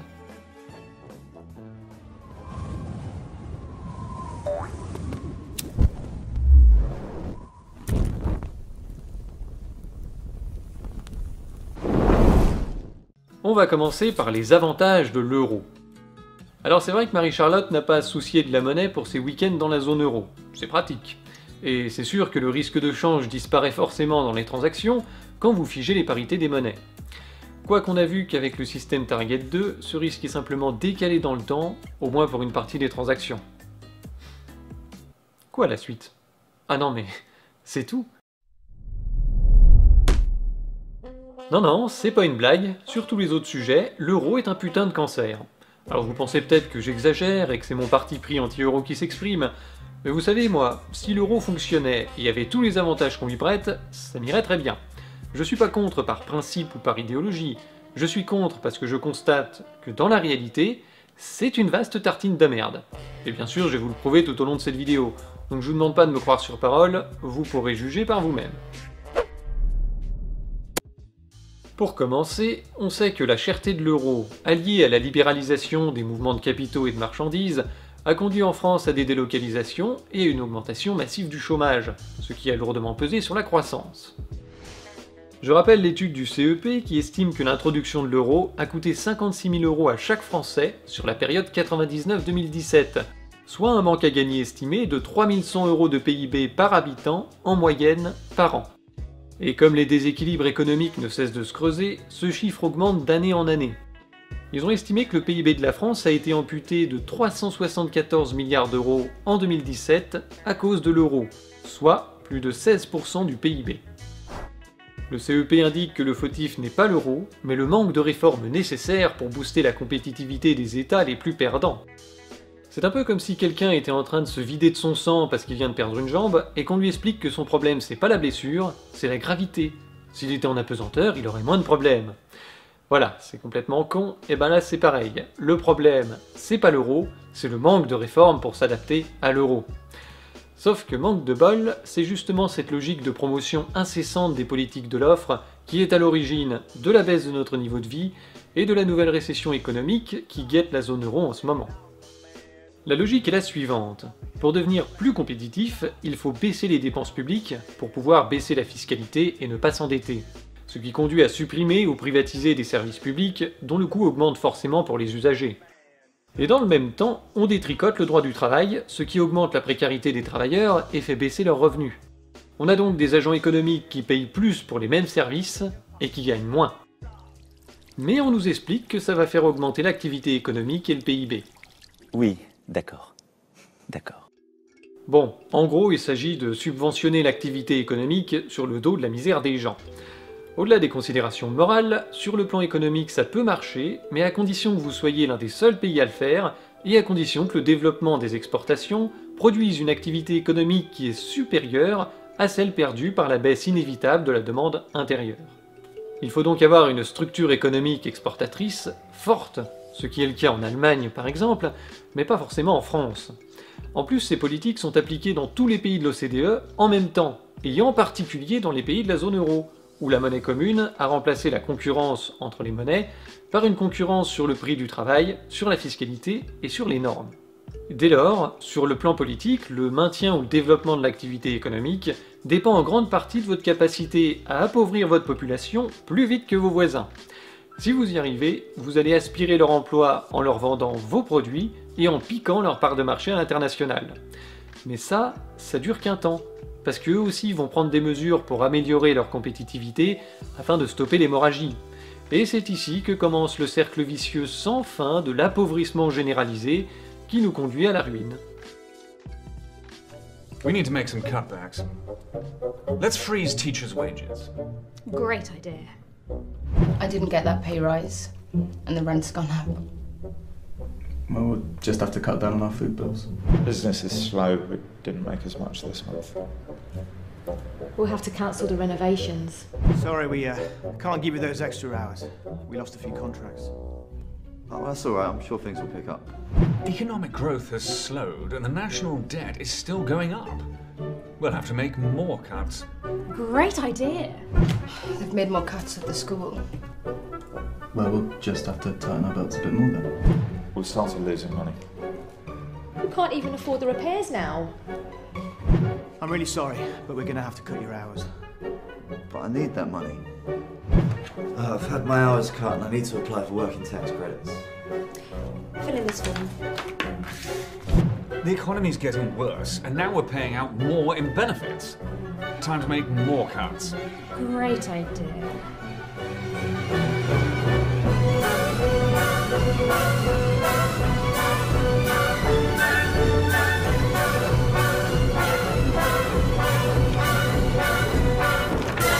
I don't understand. Even after all our cuts, national debt has doubled and economic growth is terrible. Maybe austerity doesn't work?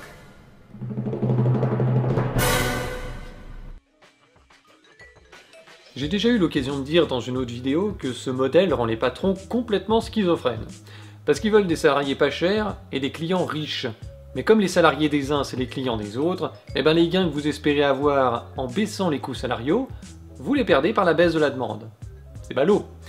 Encore une fois, vous pouvez être gagnant si vous êtes le seul à bénéficier de cette subvention. Mais quand la baisse des salaires est généralisée, comme c'est le cas maintenant, eh ben vous êtes forcément perdant. Parce que le salaire ne représente qu'une fraction du prix de revient d'un produit, alors que c'est bien souvent la totalité du pouvoir d'achat d'un travailleur. Avec un exemple, vous allez comprendre pourquoi ça coince. En appliquant la logique en vigueur actuellement, selon laquelle il vaut mieux avoir des travailleurs pauvres que des chômeurs, imaginons une baisse généralisée de tous les salaires de 30% dans un pays. Même si les entreprises répercutent l'intégralité de cette baisse dans leurs prix, ce qui n'est jamais le cas, comme on l'a vu avec la baisse de la TVA dans la restauration, eh bien vous ne pouvez baisser les prix que de 5, 10, 15, 20%, selon la quantité de travail incorporée dans vos produits. Du coup, voilà ce qui se passe dans une entreprise qui vend 100 bidules à 10 €, dont le prix baisse de 15%. Au début, vous avez une baisse du chiffre d'affaires provoquée par la baisse du prix de vente, et vous pensez vous rattraper sur une hausse des quantités vendues, suscitée par cette baisse du prix de vente. Mais c'est l'inverse qui se passe, à cause de la baisse du pouvoir d'achat de vos clients.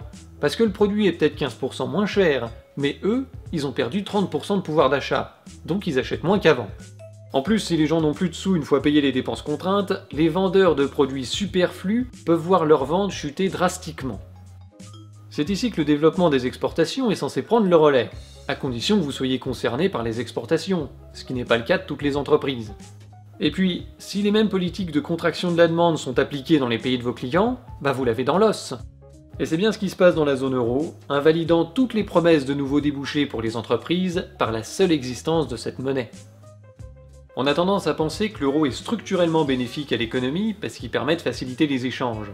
Sauf que dans la réalité, l'euro bousille l'économie, parce qu'il force les États à faire des réformes, c'est-à-dire à réduire le niveau de vie des gens, pour améliorer la compétitivité et essayer de garder un peu d'activité économique. On est donc dans un système de contraction permanente de la demande, et dans ces conditions, vous pensez bien qu'il ne peut pas y avoir de nouveaux débouchés pour les entreprises. En somme, avec l'euro on échange plus facilement, mais comme on a moins de thunes, bah ça nous sert pas à grand chose. Cette course permanente et infinie à la dévaluation interne a conduit les pays de la zone euro, et notamment les pays de la périphérie, dans la déflation. Il s'agit de la baisse généralisée des prix sur une longue période. La baisse des prix peut être une chose positive quand c'est motivé par une augmentation de la productivité, parce que là les salaires stagnent ou augmentent pendant que les prix baissent, donc vous avez une augmentation du pouvoir d'achat. C'est un petit peu la base du développement économique. Mais quand la baisse des prix est contrainte par la baisse du pouvoir d'achat des consommateurs, vous pouvez pas avoir de croissance. Ça entraîne une augmentation du chômage et une baisse de l'investissement, ce qui aggrave à son tour le cycle de recherche de baisse des prix, donc de baisse des coûts, baisse des salaires, baisse des investissements, baisse de la croissance, et on repart pour un tour.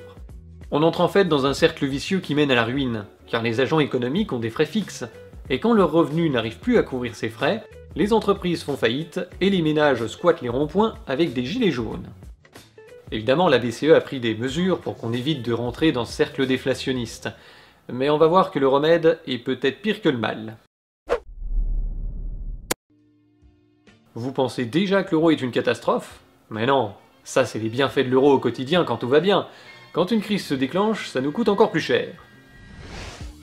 Lors de la crise de l'euro, les dirigeants européens ont créé le MES, le mécanisme européen de stabilité. Si un État de la zone euro perd son accès au marché pour financer sa dette, à cause de taux d'intérêt trop élevés par exemple, c'est le MES qui prendra le relais.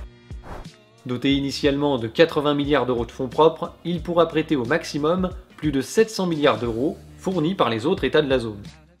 La France assumant 20% de ce merdier, nous avons été taxés à hauteur de 16 milliards d'euros pour abonder les fonds propres.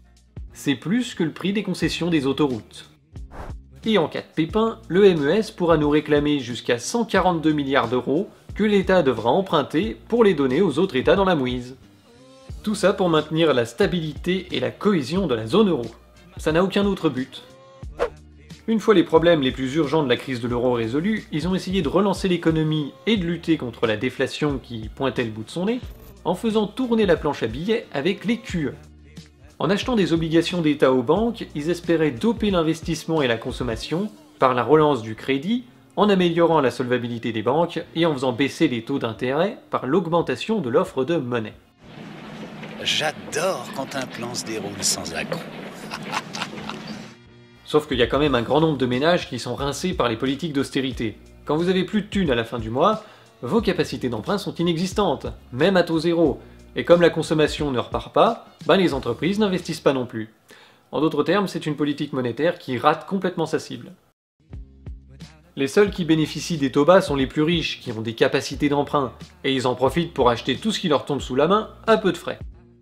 Loin de relancer l'économie, cette politique monétaire est en train de créer des bulles spéculatives sur les actifs financiers et immobiliers, et de creuser les inégalités. C'est comme ça que la fortune des milliardaires français a bondi de 35% sur les 6 premiers mois de 2019, pendant que la majorité des Français galèrent à payer leurs factures. C'est toute l'ironie de la chose. L'économie réelle se contracte et les actifs flambent. En général, ce genre d'histoire ne finit pas très bien. Cette politique monétaire a un autre effet pervers. L'excès de liquidité sur les marchés, couplé à une inflation officielle de plus en plus basse et au taux de dépôt négatif de la BCE, ça a fait plonger les taux d'intérêt de nombreux États dans le négatif. Et il faut sûrement que je vous en dise un petit peu plus, parce que là ça ressemble un peu à un sketch des inconnus. Mais bon, je vous rassure, c'est très simple à comprendre. Depuis 2014, quand les banques laissent des liquidités sur leur compte à la BCE, elles payent un intérêt négatif de 0,4%. L'objectif est de les inciter à prêter cet argent aux ménages et aux entreprises. C'est un peu comme si on taxait la trésorerie d'une entreprise pour la forcer à investir. Mais faute de clients solvables, les banques se rabattent sur les obligations d'État notamment. C'est plus simple et c'est plus sûr.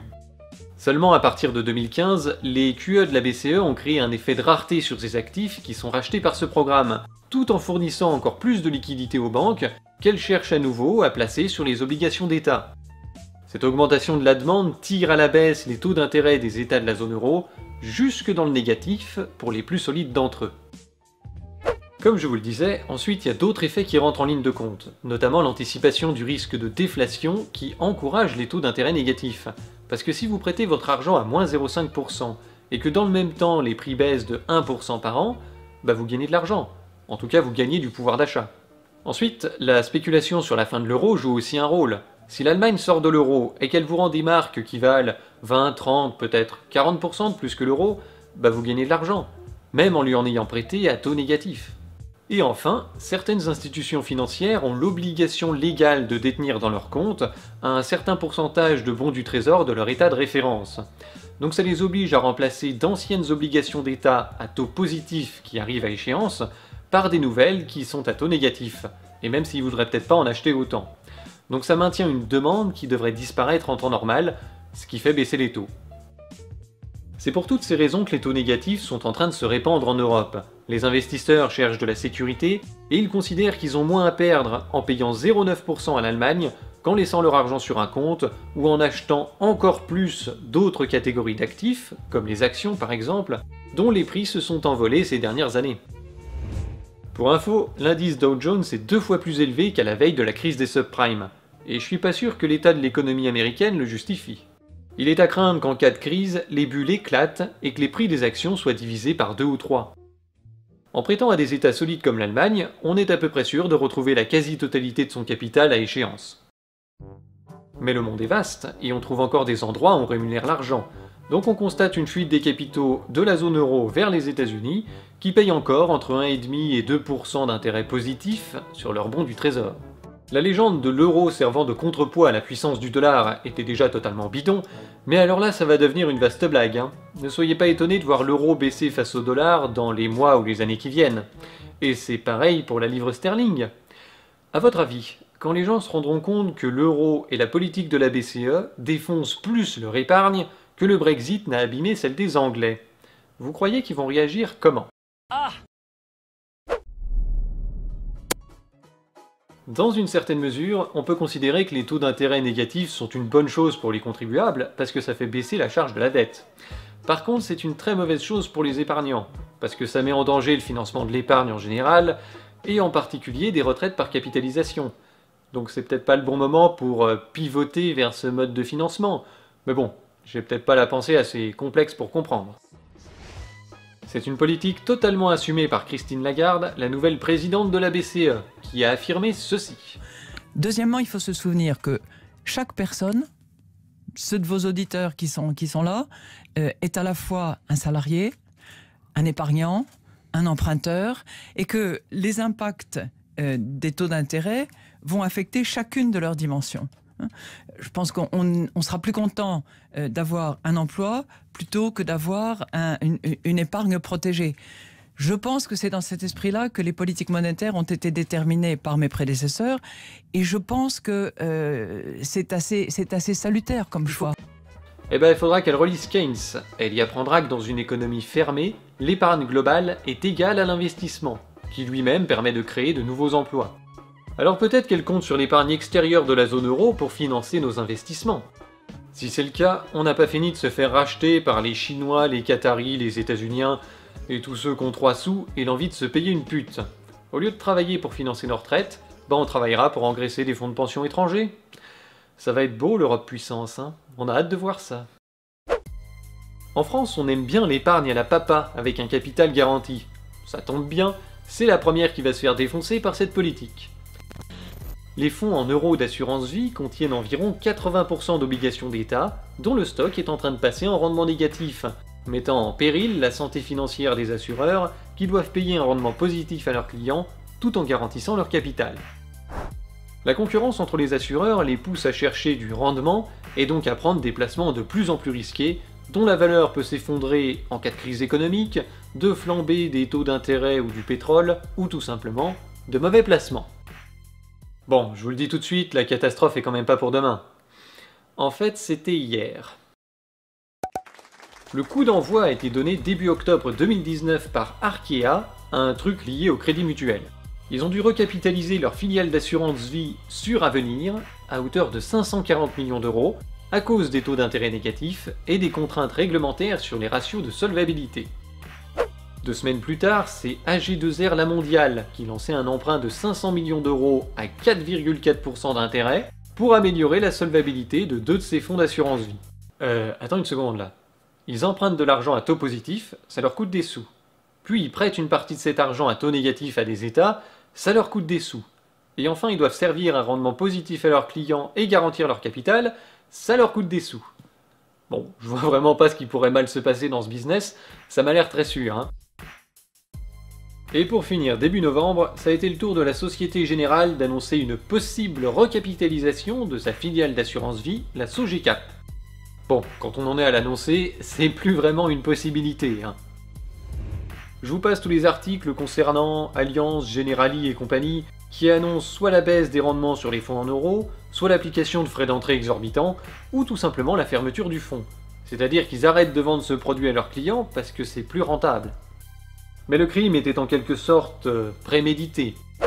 Pour pallier au risque de faillite dans l'assurance vie, la loi Sapin 2 de 2016 prévoit que le Haut Conseil à la stabilité financière pourra geler les retraits des contrats d'assurance vie en euros et encadrer les rendements servis par les compagnies d'assurance.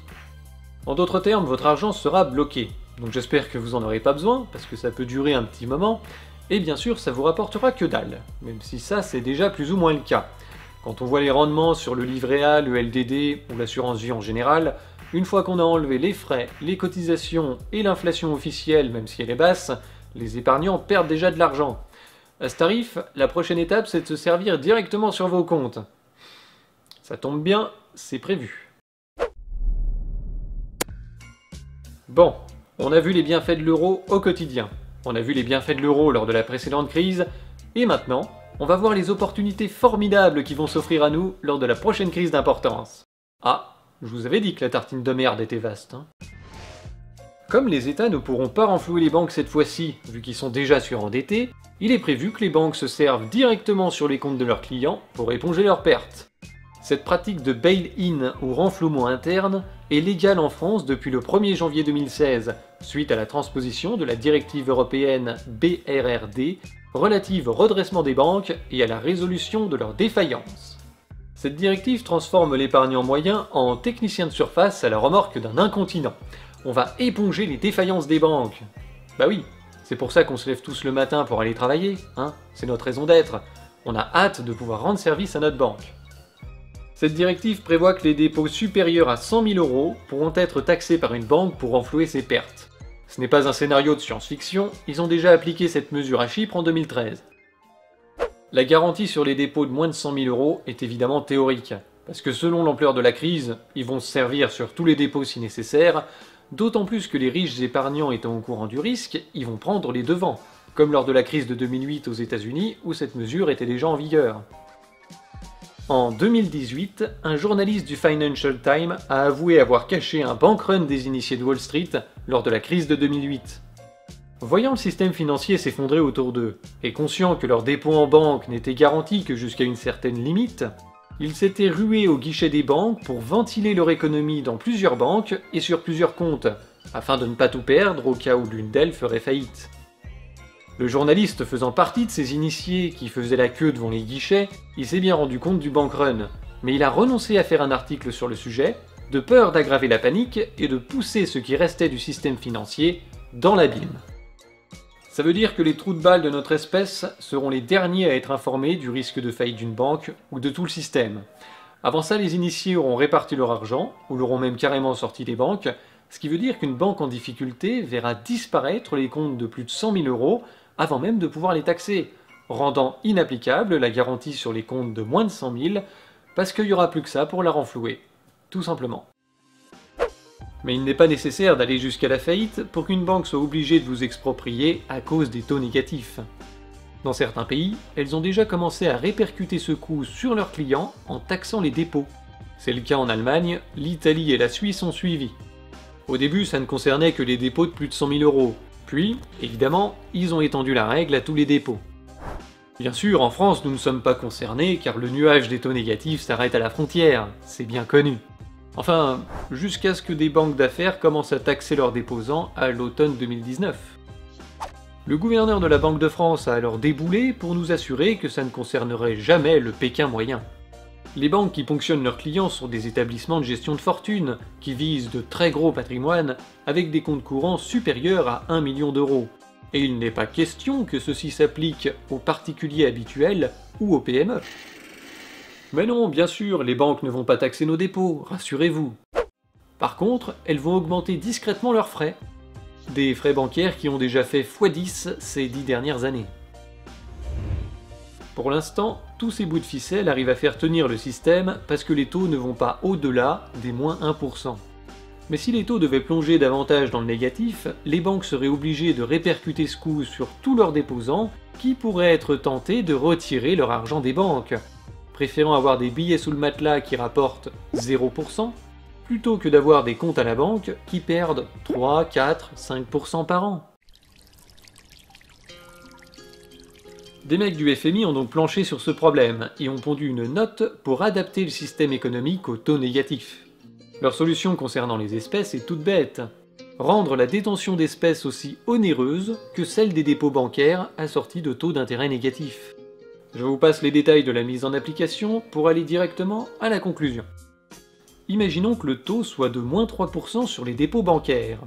Alors tous les achats que vous ferez en espèces vous coûteront 3% plus cher, et quand vous déposerez un billet de 100 € à la banque, celle-ci ne créditera que 97 € sur votre compte.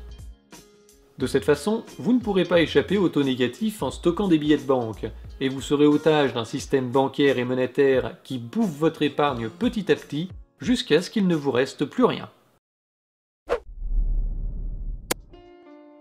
À la prochaine crise, en plus d'être exproprié par les banques pour subvenir à leurs défaillances, vous le serez aussi par les États, qui vont devoir continuer à suivre toutes les règles de bonne gestion imposées par l'euro et par les traités européens.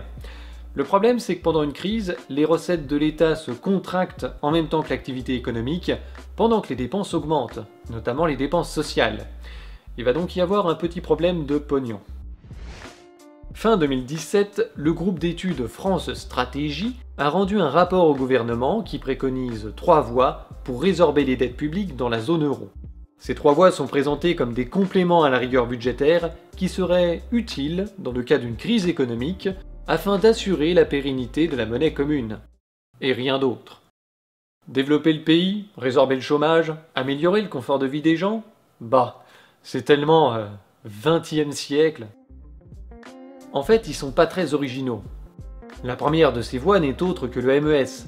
Les États de la zone soutiennent un État en difficulté en échange d'efforts de sa part pour assainir sa situation budgétaire.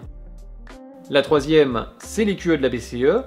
On fait tourner la planche à billets pour acheter les obligations des États trop endettés et maintenir les taux bas. La seule innovation est dans la deuxième voie proposée. Bon, ça vous semblera familier si vous avez vécu un temps en URSS, mais pour les autres, ça va être un peu exotique. Alors attention, écoutez bien. Un État excessivement endetté pourrait décréter qu'il devient copropriétaire de tous les terrains construits résidentiels à hauteur d'une fraction limitée de leur valeur. Il deviendrait ainsi créditeur d'une somme annuelle correspondant à la rémunération du droit d'occupation du sol. Tout propriétaire pourrait différer son paiement, dont le montant cumulé interviendrait alors au moment de la vente ou de la transmission du bien. Mon Dieu. Vous vous rendez compte de ce que ça veut dire?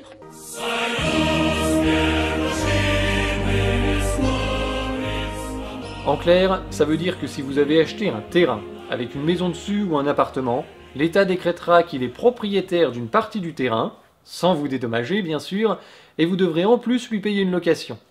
Cette location, vous pourrez la payer au fil de l'eau, genre tous les mois, ou bien laisser les montants s'accumuler et les payer entièrement au moment de la vente ou de l'héritage. C'est la seule idée qu'ils ont trouvée pour assurer la soutenabilité d'une dette publique considérée comme excessive, sans que l'État concerné dispose d'aucun soutien extérieur, et sans pour autant que la hausse des prélèvements obligatoires ne déprime la trajectoire de croissance de son économie. Traduction, on exproprie les gens pour ne pas avoir à taxer l'activité économique, parce qu'on est dans un régime de taux de change fixe avec plein d'autres économies, et il faut maintenir la compétitivité interne du pays pour ne pas voir les entreprises se barrer. L'impact immédiat qu'aurait l'annonce de cette mesure serait double. D'une part, il crédibiliserait la capacité de l'État à rembourser sa dette, donc améliorerait la qualité de sa signature d'emprunteur sur les marchés financiers, diminuant d'un seul coup le taux porté par ses obligations publiques. Parce qu'on compte aller jusqu'où dans le négatif là? Ça va être chaud de financer les retraites par capitalisation, hein.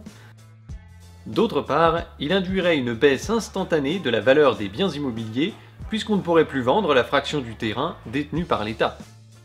Les mecs sont quand même formidables. Ils ont multiplié les normes et les contraintes dans l'immobilier, et maintenant, ils s'étonnent que c'est hors de prix. En plus, c'est juste les conséquences normales de la politique monétaire de la BCE et de la libéralisation des mouvements de capitaux qui entraînent une spéculation dans certaines zones. C'est vraiment l'art de se mettre des bâtons dans les roues. Bon allez, je vous embête avec ça depuis tout à l'heure, mais vous savez, c'est juste une mesure hypothétique, dans un rapport parmi d'autres. Ils oseront jamais faire ça. Mais non. Mais non. Concernant l'immobilier, c'est une proposition choc pour faire baisser les prix. Un député MoDem a rendu hier un rapport commandé par le gouvernement et il préconise de révolutionner le droit de propriété. Imaginez, sur un terrain, seul le bâti, seuls les murs d'une maison appartiendraient aux propriétaires. Ce modèle va être expérimenté à Lille. Les explications de Paul-Luc Monnier avec Barbara Six et Mélior Moama. Comment stopper la flambée des prix de l'immobilier à Paris et dans les grandes villes? Un député avance une proposition explosive, réduire le droit de propriété dans les zones tendues. Car aujourd'hui, un particulier qui achète un bien immobilier est propriétaire des murs et du terrain. Demain, le foncier pourrait rester public, propriété des collectivités. Seul le bâti serait privé. But de l'opération, faire baisser les prix de 30 à 40%. Les classes moyennes ne peuvent plus accéder aux zones tendues. Il n'y a que les classes les plus riches qui peuvent se le payer ou les personnes qui sont bénéficiaires de logement social. Les autres vont à 10-15 km de la zone tendue et sont obligés de prendre des voitures et sont sensibles aux augmentations de taxes et parfois enfilent des gilets jaunes. Une solution expérimentée dans le centre-ville de Lille pour les foyers modestes. 15 premiers appartements seront livrés en mars prochain. Prix d'achat 150 000 € pour un 3 pièces, contre 224 000 € pour un logement similaire avec le foncier dans une rue voisine. Le dispositif séduit les habitants. Je trouve ça très intéressant. Ça permet aussi d'éviter que les centres-villes ne soient que des bureaux ou pour des personnes très aisées et d'avoir vraiment une mixité sociale. Vous, ça vous gênerait pas de ne pas être totalement propriétaire de votre bien? Non, je pense que c'est peut-être juste un nouveau mode d'achat. L'Union des propriétaires s'inquiète ce matin d'une atteinte au droit de propriété inscrit dans la Constitution. Ce que vous venez de voir, ça s'appelle la technique du pied dans la porte. On applique cette mesure aux nouveaux propriétaires dans les zones tendues, puis on l'étendra aux zones moins tendues, et petit à petit ça deviendra une norme de plus en plus répandue. Comme ça, selon la logique du diviser pour mieux régner, en cas de crise économique, la population acceptera plus facilement que cette mesure soit appliquée à tous les propriétaires, même de façon rétroactive. Parce que c'est quand même ça le projet. Comme pour la réforme des retraites en ce moment, ce sera vendu comme une uniformisation du droit de propriété dans un souci d'équilibre financier, de justice sociale et d'égalité. Une forme de solidarité face à la crise, de la part de ceux qui ont le plus bénéficié de la spéculation immobilière. Oh, vous en faites pas, hein. 2-3 experts sur BFM TV, puis ils vont vous vendre le truc. De toute façon, ils ont pas le choix. Au fait, ils ont pas oublié de parler d'un truc dans leur reportage? Parce qu'ils insistent lourdement sur la différence de prix entre les deux appartements, mais ils ont complètement oublié de parler de la location du foncier. Ah bah oui, vous pensez quand même pas qu'ils vont vous le faire gratos. Et quand il faut payer à vie une location sur le foncier, ça reste intéressant votre machin? Est-ce qu'on peut dire qu'on est encore propriétaire? Pas vraiment, hein. Les propriétaires sont donc prévenus, vous l'aurez dans l'os 2 fois. Votre bien va perdre une part importante de sa valeur à cause de la partie saisie par l'État sans dédommagement, et vous allez voir qu'on parle pas de 3 mètres carrés, et en plus, vous allez devoir payer une location pour avoir le droit d'occuper un terrain que vous aviez déjà acheté. Mais bon, c'est pour sauver l'euro, alors je suis sûr que ça ne dérangera pas les 72% de Français qui veulent le garder comme leur monnaie, n'est-ce pas? Ben alors, mais pardi, mais bien sûr, mais dites, mais quand même, mais bien évidemment, mais pardi, mais bien sûr, mais dites, mais quand même. À titre illustratif, la mise en place de cette mesure à hauteur d'un quart de la valeur des terrains résidentiels permettrait par exemple à l'Italie de resolvabiliser sa dette publique instantanément à hauteur d'environ 40 points de PIB. Donc les mecs partent sur une hypothèse de base d'un quart de la valeur des terrains. Les prix Nobel à l'origine de cette idée lumineuse considèrent qu'elle est moins porteuse d'instabilité que les alternatives qui se présentent en cas de crise, à savoir coupe budgétaire drastique et forte augmentation des impôts, plongeant l'économie dans une grave récession, ou bien défaut de paiement et sortie de l'euro en catastrophe. Voilà, donc on en est à se demander par quels moyens on va pouvoir sauver l'euro à la prochaine crise sans déclencher de guerre civile. Ah oui, ça aurait été dommage de rester en dehors de cette grande aventure. Et si on n'attendait pas la catastrophe pour sortir de l'euro, justement? Hein? Une idée parmi d'autres qui aurait pu être ajoutée dans le rapport, mais j'imagine que c'est pas politiquement correct. Et pour finir, l'euro nous fait courir un dernier risque avec les targets, dans le cas où un pays débiteur choisirait quand même de sortir de l'euro en catastrophe. S'il fait défaut sur les targets et qu'on suit toutes les règles en vigueur, ces dettes pourraient nous retomber sur la tronche par l'intermédiaire de la BCE. J'en ai déjà longuement parlé dans les épisodes précédents, mais un petit rappel vite fait en 30 secondes ne fera de mal à personne. Si l'Italie fait défaut sur les targets en sortant de l'euro par exemple, la Banque de France ayant environ 21% du capital de la BCE, elle se ramassera 21% de la perte, soit environ 100 à 120 milliards d'euros.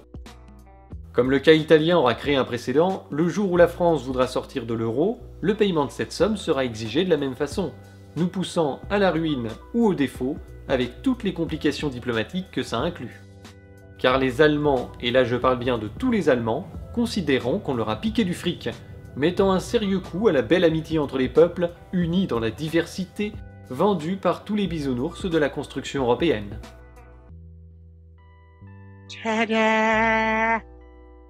Pour résumer, l'euro détruit notre économie, notre niveau de vie, nos services publics, notre épargne, et même le droit de propriété. Pour rien. On n'en tire aucun avantage. Et à la fin, on va peut-être se foutre sur la gueule pour des problèmes de monnaie qu'on aurait pu éviter de créer il y a 10 ans, et qu'on pourrait essayer d'éviter d'aggraver maintenant. Vous pouvez reprendre les avantages de l'euro listés par la Commission européenne. Ils sont tous faux. C'est un désastre. Bon ben voilà, je pense que vous avez compris. On est engagé dans une course contre la montre pour sortir de ce merdier parmi les premiers, et avant qu'une crise économique ne se déclenche. L'Allemagne et l'Italie sont déjà devant l'échiquier et ont commencé à placer des pions, et puis on sait que des pays comme la Hollande, la Pologne, la Suède et puis d'autres ont très envie de quitter l'Union Européenne et ou l'euro. Et pendant ce temps en France, on a Macron, un espèce de jeune vieux qui a un putain de siècle de retard et qui continue de nous vendre les chimères de l'Europe fédérale qui n'arrivera jamais. Autant dire que nous sommes dans la merde. Comme pour le Brexit en fait, le plus gros problème pour sortir de ce merdier ne sera pas économique ou financier, même s'il y a un gros débat à avoir là-dessus. Le plus gros problème, il va être politique. Il est normal de ne pas pouvoir compter sur des politiciens qui ont fait toute leur carrière sur les bienfaits de l'UE et de l'euro pour régler le désastre lié à l'UE et à l'euro. Parce que le jour où ils admettent ce désastre, leur carrière est terminée. Par contre, il est beaucoup plus grave de voir les opposants les plus fervents à Macron, à l'Union Européenne et à toutes les politiques qui en découlent, refuser systématiquement de tirer les conclusions qui s'imposent à leur critique du système. Ça se termine toujours par des promesses d'autre Europe, et ça tourne en rond depuis 70 ans. De la gauche sociale à la droite souverainiste, en passant par des syndicats et diverses associations, tous prétendent défendre les travailleurs, les services publics, les Français en général, des conséquences des traités européens, mais tout en restant dans l'Union Européenne et dans l'euro, et sans jamais dire d'où viennent les problèmes qu'ils dénoncent. On se souvient de Mélenchon qui traitait les partisans de la sortie de l'euro de maréchalistes, ou de la prestation pitoyable de Marine Le Pen sur l'euro lors du débat de l'entre-deux tours, qui donne à penser que c'était pas un projet qu'elle prenait au sérieux. Non mais à quoi servira l'euro? Mais c'est une moricone une, c'est un panier de monnaie, vous le savez, encore une fois. Alors, ça a existé, car avant... Mais ça a existé juste avant l'euro. Juste avant que l'euro devienne notre monnaie physique en France. Eh oui, eh oui, eh oui, eh oui. C'était l'euro. I don't know what I said. I don't remember. D'ailleurs, le renoncement national a enterré toute idée de sortie de l'euro après les présidentielles. Tous ces partis critiques envers l'UE rivalisent d'ingéniosité pour maintenir l'ambiguïté sur leur volonté de sortir de l'UE et de l'euro, se croyant plus malins d'essayer de jouer sur les deux tableaux. Mais quand on leur pose franchement la question, ils sont bien obligés d'admettre qu'ils ne sont que des alter-européistes comme les autres. Est-ce que vous sortiriez de l'euro, oui ou non, si vous êtes président? Pourquoi vous ne répondez pas à cette question? Mais oui, mais comment je peux vous le dire plus clairement? Oui, c'est oui, écoutez-moi, non. Quand vous dites Madame Le Pen... Mon analyse, c'est qu'il faut sortir de l'Union européenne et user de l'article 50. Et le seul candidat qui proposait cela était François Asselineau, qui a été complètement occulté des médias et qui du coup n'a pas eu ses 500 signatures. Donc qu'est-ce qu'il reste? Vous votez pour moi. Voilà, vous avez trouvé. Oui, mais vous ne voulez pas sortir de l'Union européenne? Je refuse le terme de sortie de l'Union européenne, vous savez pourquoi? Parce qu'on n'a pas à sortir du continent où on est. En revanche, je veux renégocier tous les traités pour qu'on refonde une Europe des coopérations respectant les nations. Le jour où ces gens arrivent au pouvoir, ils n'auront aucune légitimité pour agir vite et bien. Donc à partir de là, vous avez 3 options. Ils trahissent comme Tsipras, ils se font virer comme Salvini, ou bien ils pataugent dans les intrigues des européistes pendant des années, comme les brexiteurs anglais. Mais de toute façon, la question ne se pose pas, parce qu'on peut douter de l'efficacité de la démarche. Est-ce que toutes ces ambiguïtés savantes leur ont permis d'être élus? Non. Est-ce que ça permet de canaliser le vote contestataire, qui est majoritaire aujourd'hui, vers l'impasse des promesses d'autre Europe? Oui. Et est-ce qu'ils font ça parce qu'ils acceptent de se soumettre à l'oligarchie qui tient les cordons de leur bourse et l'accès aux médias? Peut-être. Comment expliquez-vous qu'on donne la parole, comme vous dites, à Philippot, c'est Frey, Mélenchon, etc. On les voit plus effectivement que des partisans du PR à la télévision. Mais comment expliquez-vous ça? On vous appelle, on vous répond pas, on vous refuse? Oui, vous demanderez à nos attachés de presse, vous verrez comment ça se passe. Quand on appelle monsieur Apathy de France Info qui dit non, je ne donnerai pas la parole à monsieur Asselineau jusqu'en 2022 s'il y a ses parts. Il l'a dit explicitement. Oui, il l'a dit explicitement. On a une équipe de télévision qui a dit à notre candidat dans le territoire de Belfort, qui est venu le voir, vous savez quoi, vous, l'UPR? Ah non, on a des instructions de Paris. Elle l'a dit. Et quels sont les motifs? C'est quand même... Mais il faut aller les chercher. Et c'est la raison pour laquelle je me permets d'insister sur le fait que nous proposons de sortir de l'Union européenne, de l'euro et de l'OTAN. Et que nous sommes le seul. Alors certes, il y a des gens qui disent oui, il y a le PARDEM, le PRCF, bon, d'accord, mais ce sont des mouvements politiques qui d'ailleurs se sont créés après l'UPR et qui, voyant la bonne affaire et aussi l'action française, donc il y a un certain nombre de gens maintenant qui essaient de reprendre le truc, mais le seul parti politique qui a été présent à l'élection présidentielle, c'est pas un parti, c'est un homme, mais, et aux élections législatives où a été présent, c'est nous qui avons franchi ce mur de verre de la société française. Un jour, je vous raconterai, hein, mais pas filmé, comment j'ai eu des émissaires nocturnes qui sont venus me dire, écoutez, allez, dites que vous êtes pour une autre Europe, ça améliorerait des choses. Oui, comme ça, dans la société française. Pourquoi est-il en France cette espèce de blocage que vous ne trouvez à l'évidence pas au Royaume-Uni? Au Royaume-Uni, il y avait les partisans du Brexit, hein, ils ne disaient pas on va être pour Another Europe, non, ça ne marchait pas. Bon, on va peut-être pas attendre que l'opposition installée se fasse greffer une colonne vertébrale. Et justement, on aurait pu espérer que des gens en dehors du système électoral seraient plus libres de parler de la sortie de l'Union européenne et de l'euro, d'en faire la promotion, d'expliquer les problèmes et puis de proposer des solutions. Alors il y en a quelques-uns, je pense à des gens comme Jacques Sapir, Étienne Chouard, Emmanuel Todd, ou même plus récemment Olivier Delamarche. Mais c'est vrai que ça reste compliqué d'aborder ce sujet dans les médias. C'est la même chose, malheureusement, sur tous les sujets. Mais quelles mesures aujourd'hui, alors je vais vous donner un vrai sujet aussi, et qui est exactement le même. Le sujet de l'euro. Aujourd'hui, tous les économistes sont d'accord pour vous dire que l'euro ne fonctionne pas. Qu'est-ce qu'on fait? Eh bien, on continue. Parce qu'on ne veut pas réunir un certain nombre de gens autour de la table en se disant comment peut-on sortir en limitant les dégâts? C'est ça le problème de l'euro.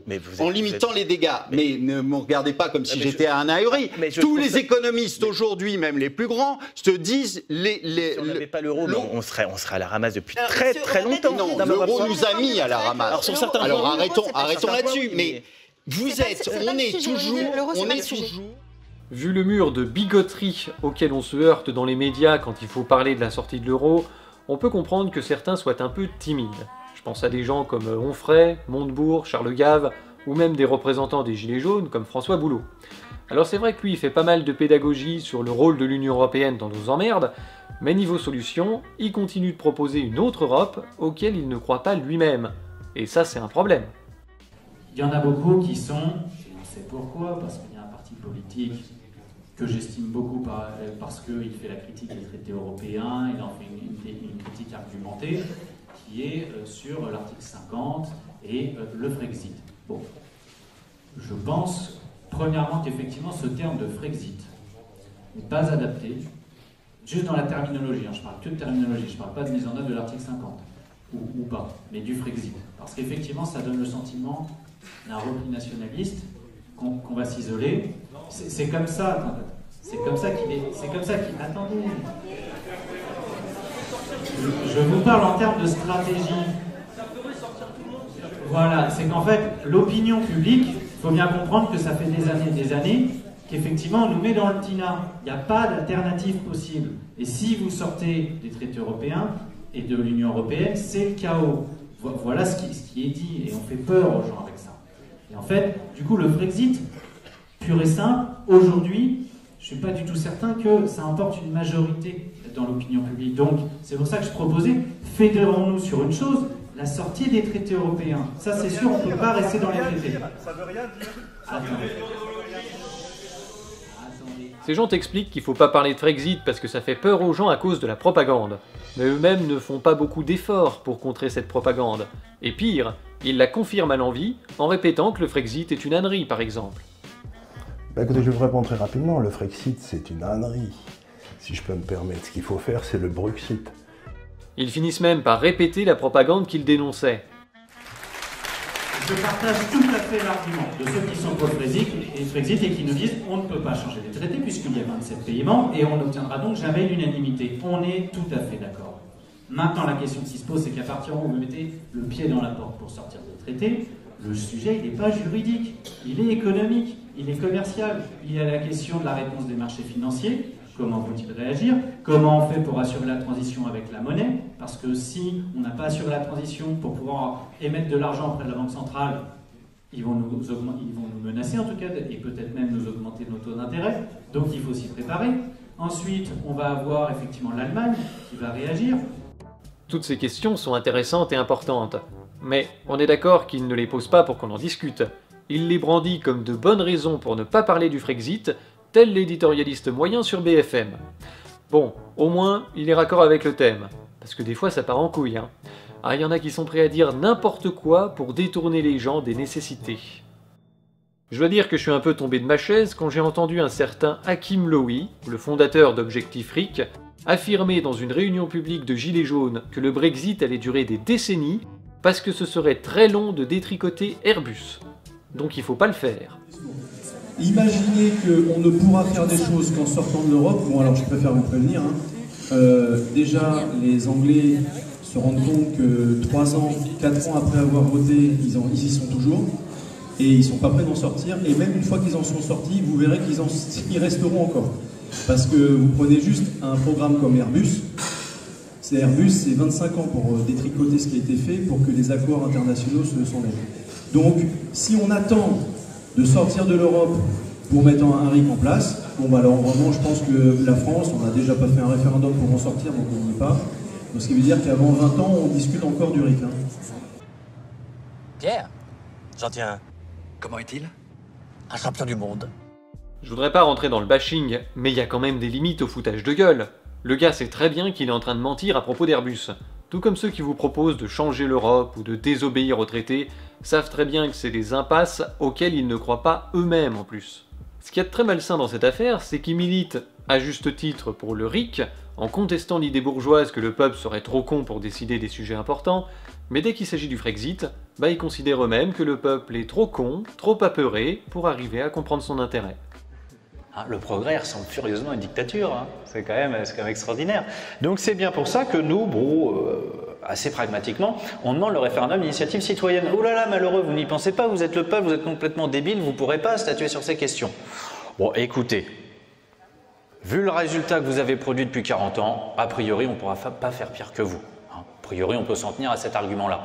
Et alors, moi j'étais sur une chaîne d'information en continu bien connue, avec un présentateur reconnu pour sa subtilité et son sens de la modération. Hein, j'étais sur CNews. Et il me dit, mais comment ça, un RIC vous voulez rétablir la peine de mort? Je lui dis, écoutez, franchement, j'ai jamais entendu parler de la peine de mort sur les ronds-points. Ah bah d'accord, bah alors à ce moment-là, on va faire un référendum sur l'euro, hein, c'est ça que vous voulez? Bah pourquoi pas? Je veux dire, c'est un sujet quand même, la gestion de la monnaie, etc. Bon, mais non, nous sommes trop cons. pour pouvoir décider. Tiens, on peut faire un RIC sur l'euro maintenant? Il craint plus d'effrayer les gens? Vous voyez bien que toutes ces contradictions ne font que décrédibiliser ceux qui les font. Elles sont condamnables sur le plan moral et contre-productives dans les faits. Parce que si personne ne pose jamais la question de la sortie de l'Union Européenne et de l'euro, alors personne ne débat jamais de la méthode pour en sortir, des conséquences négatives et positives à en attendre, et des solutions pour les gérer. Et comme il n'y a pas de plan de sortie, l'inconnu fait peur aux gens, et personne ne propose de sortir. C'est le serpent qui se mord la queue. Ça en est à un tel point que la plupart des gens sont encore persuadés qu'on a plus d'avantages à rester dans l'Union Européenne et dans l'euro qu'à en sortir. Résultat, ils passent leur temps à manifester contre les conséquences des causes qu'ils soutiennent, comme en ce moment avec la réforme des retraites. Cette réforme a été exigée par la Commission européenne dans le but d'harmoniser les systèmes de retraite au niveau européen afin de maintenir la cohésion de l'euro. S'il n'y avait pas l'euro, on n'aurait jamais fait cette putain de réforme. Pour nous, Français, c'est une chance. On touche ici à l'un des points de blocage les plus importants de la politique française. En fait, la construction européenne et toutes les politiques mauvaises qui en découlent ne tiennent que par la somme des lâchetés et des aveuglements de ses opposants. Il est grand temps que ces gens arrêtent de faire des propositions auxquelles ils ne croient pas eux-mêmes et qu'ils osent dire que le Frexit est nécessaire pour que les Français puissent faire le deuil de ce projet et commencent à envisager la suite. Car si on est encore dans l'Union Européenne et dans l'euro à la prochaine crise, on le payera extrêmement cher. Rien ne sert de rester dans la zone euro si lorsque vous faites face à un choc, ce dernier s'aggrave. Il serait coûteux de quitter l'euro, mais y rester est également très coûteux. Tout le monde le sait, l'absence totale de festivités pour commémorer les 20 ans de la plus belle réalisation de la construction européenne en est l'aveu le plus éclatant. Moi j'ai été dans les aéroports, j'ai été dans des cabinets ministériels. Je sais ce que les ministres et les présidents disent lorsque les portes capitonnées sont fermées, où on a toute une classe politique qui sait très bien que c'est un désastre, que ça ne marche pas, mais qui sait très bien que si jamais ils le disent, alors ils sont flingués médiatiquement, morts politiquement. C'est ça la réalité de la situation française. Vous avez vu, même Sarkozy, sur France Inter, c'était il y a une semaine, il l'a avoué. Il a dit « Bon, il faut dire les choses telles qu'elles sont. Ça fait 60 ans de construction à peine, ça marche plus, il faut tout reprendre à zéro. » Il l'a dit ou il l'a pas dit? Allez voir. Mais c'est dingue quand vous y réfléchissez.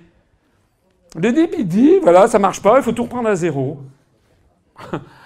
Ça nécessiterait qu'un ancien président de la République qui dit ça nécessiterait quand même un petit débat. De même que Giscard, au moment des Européennes, a dit de toute façon, le Parlement européen ne sert à rien. Mais c'est quand même pas rien. Non? Je sais pas, on s'habitue à tout, remarquez. Mais bon.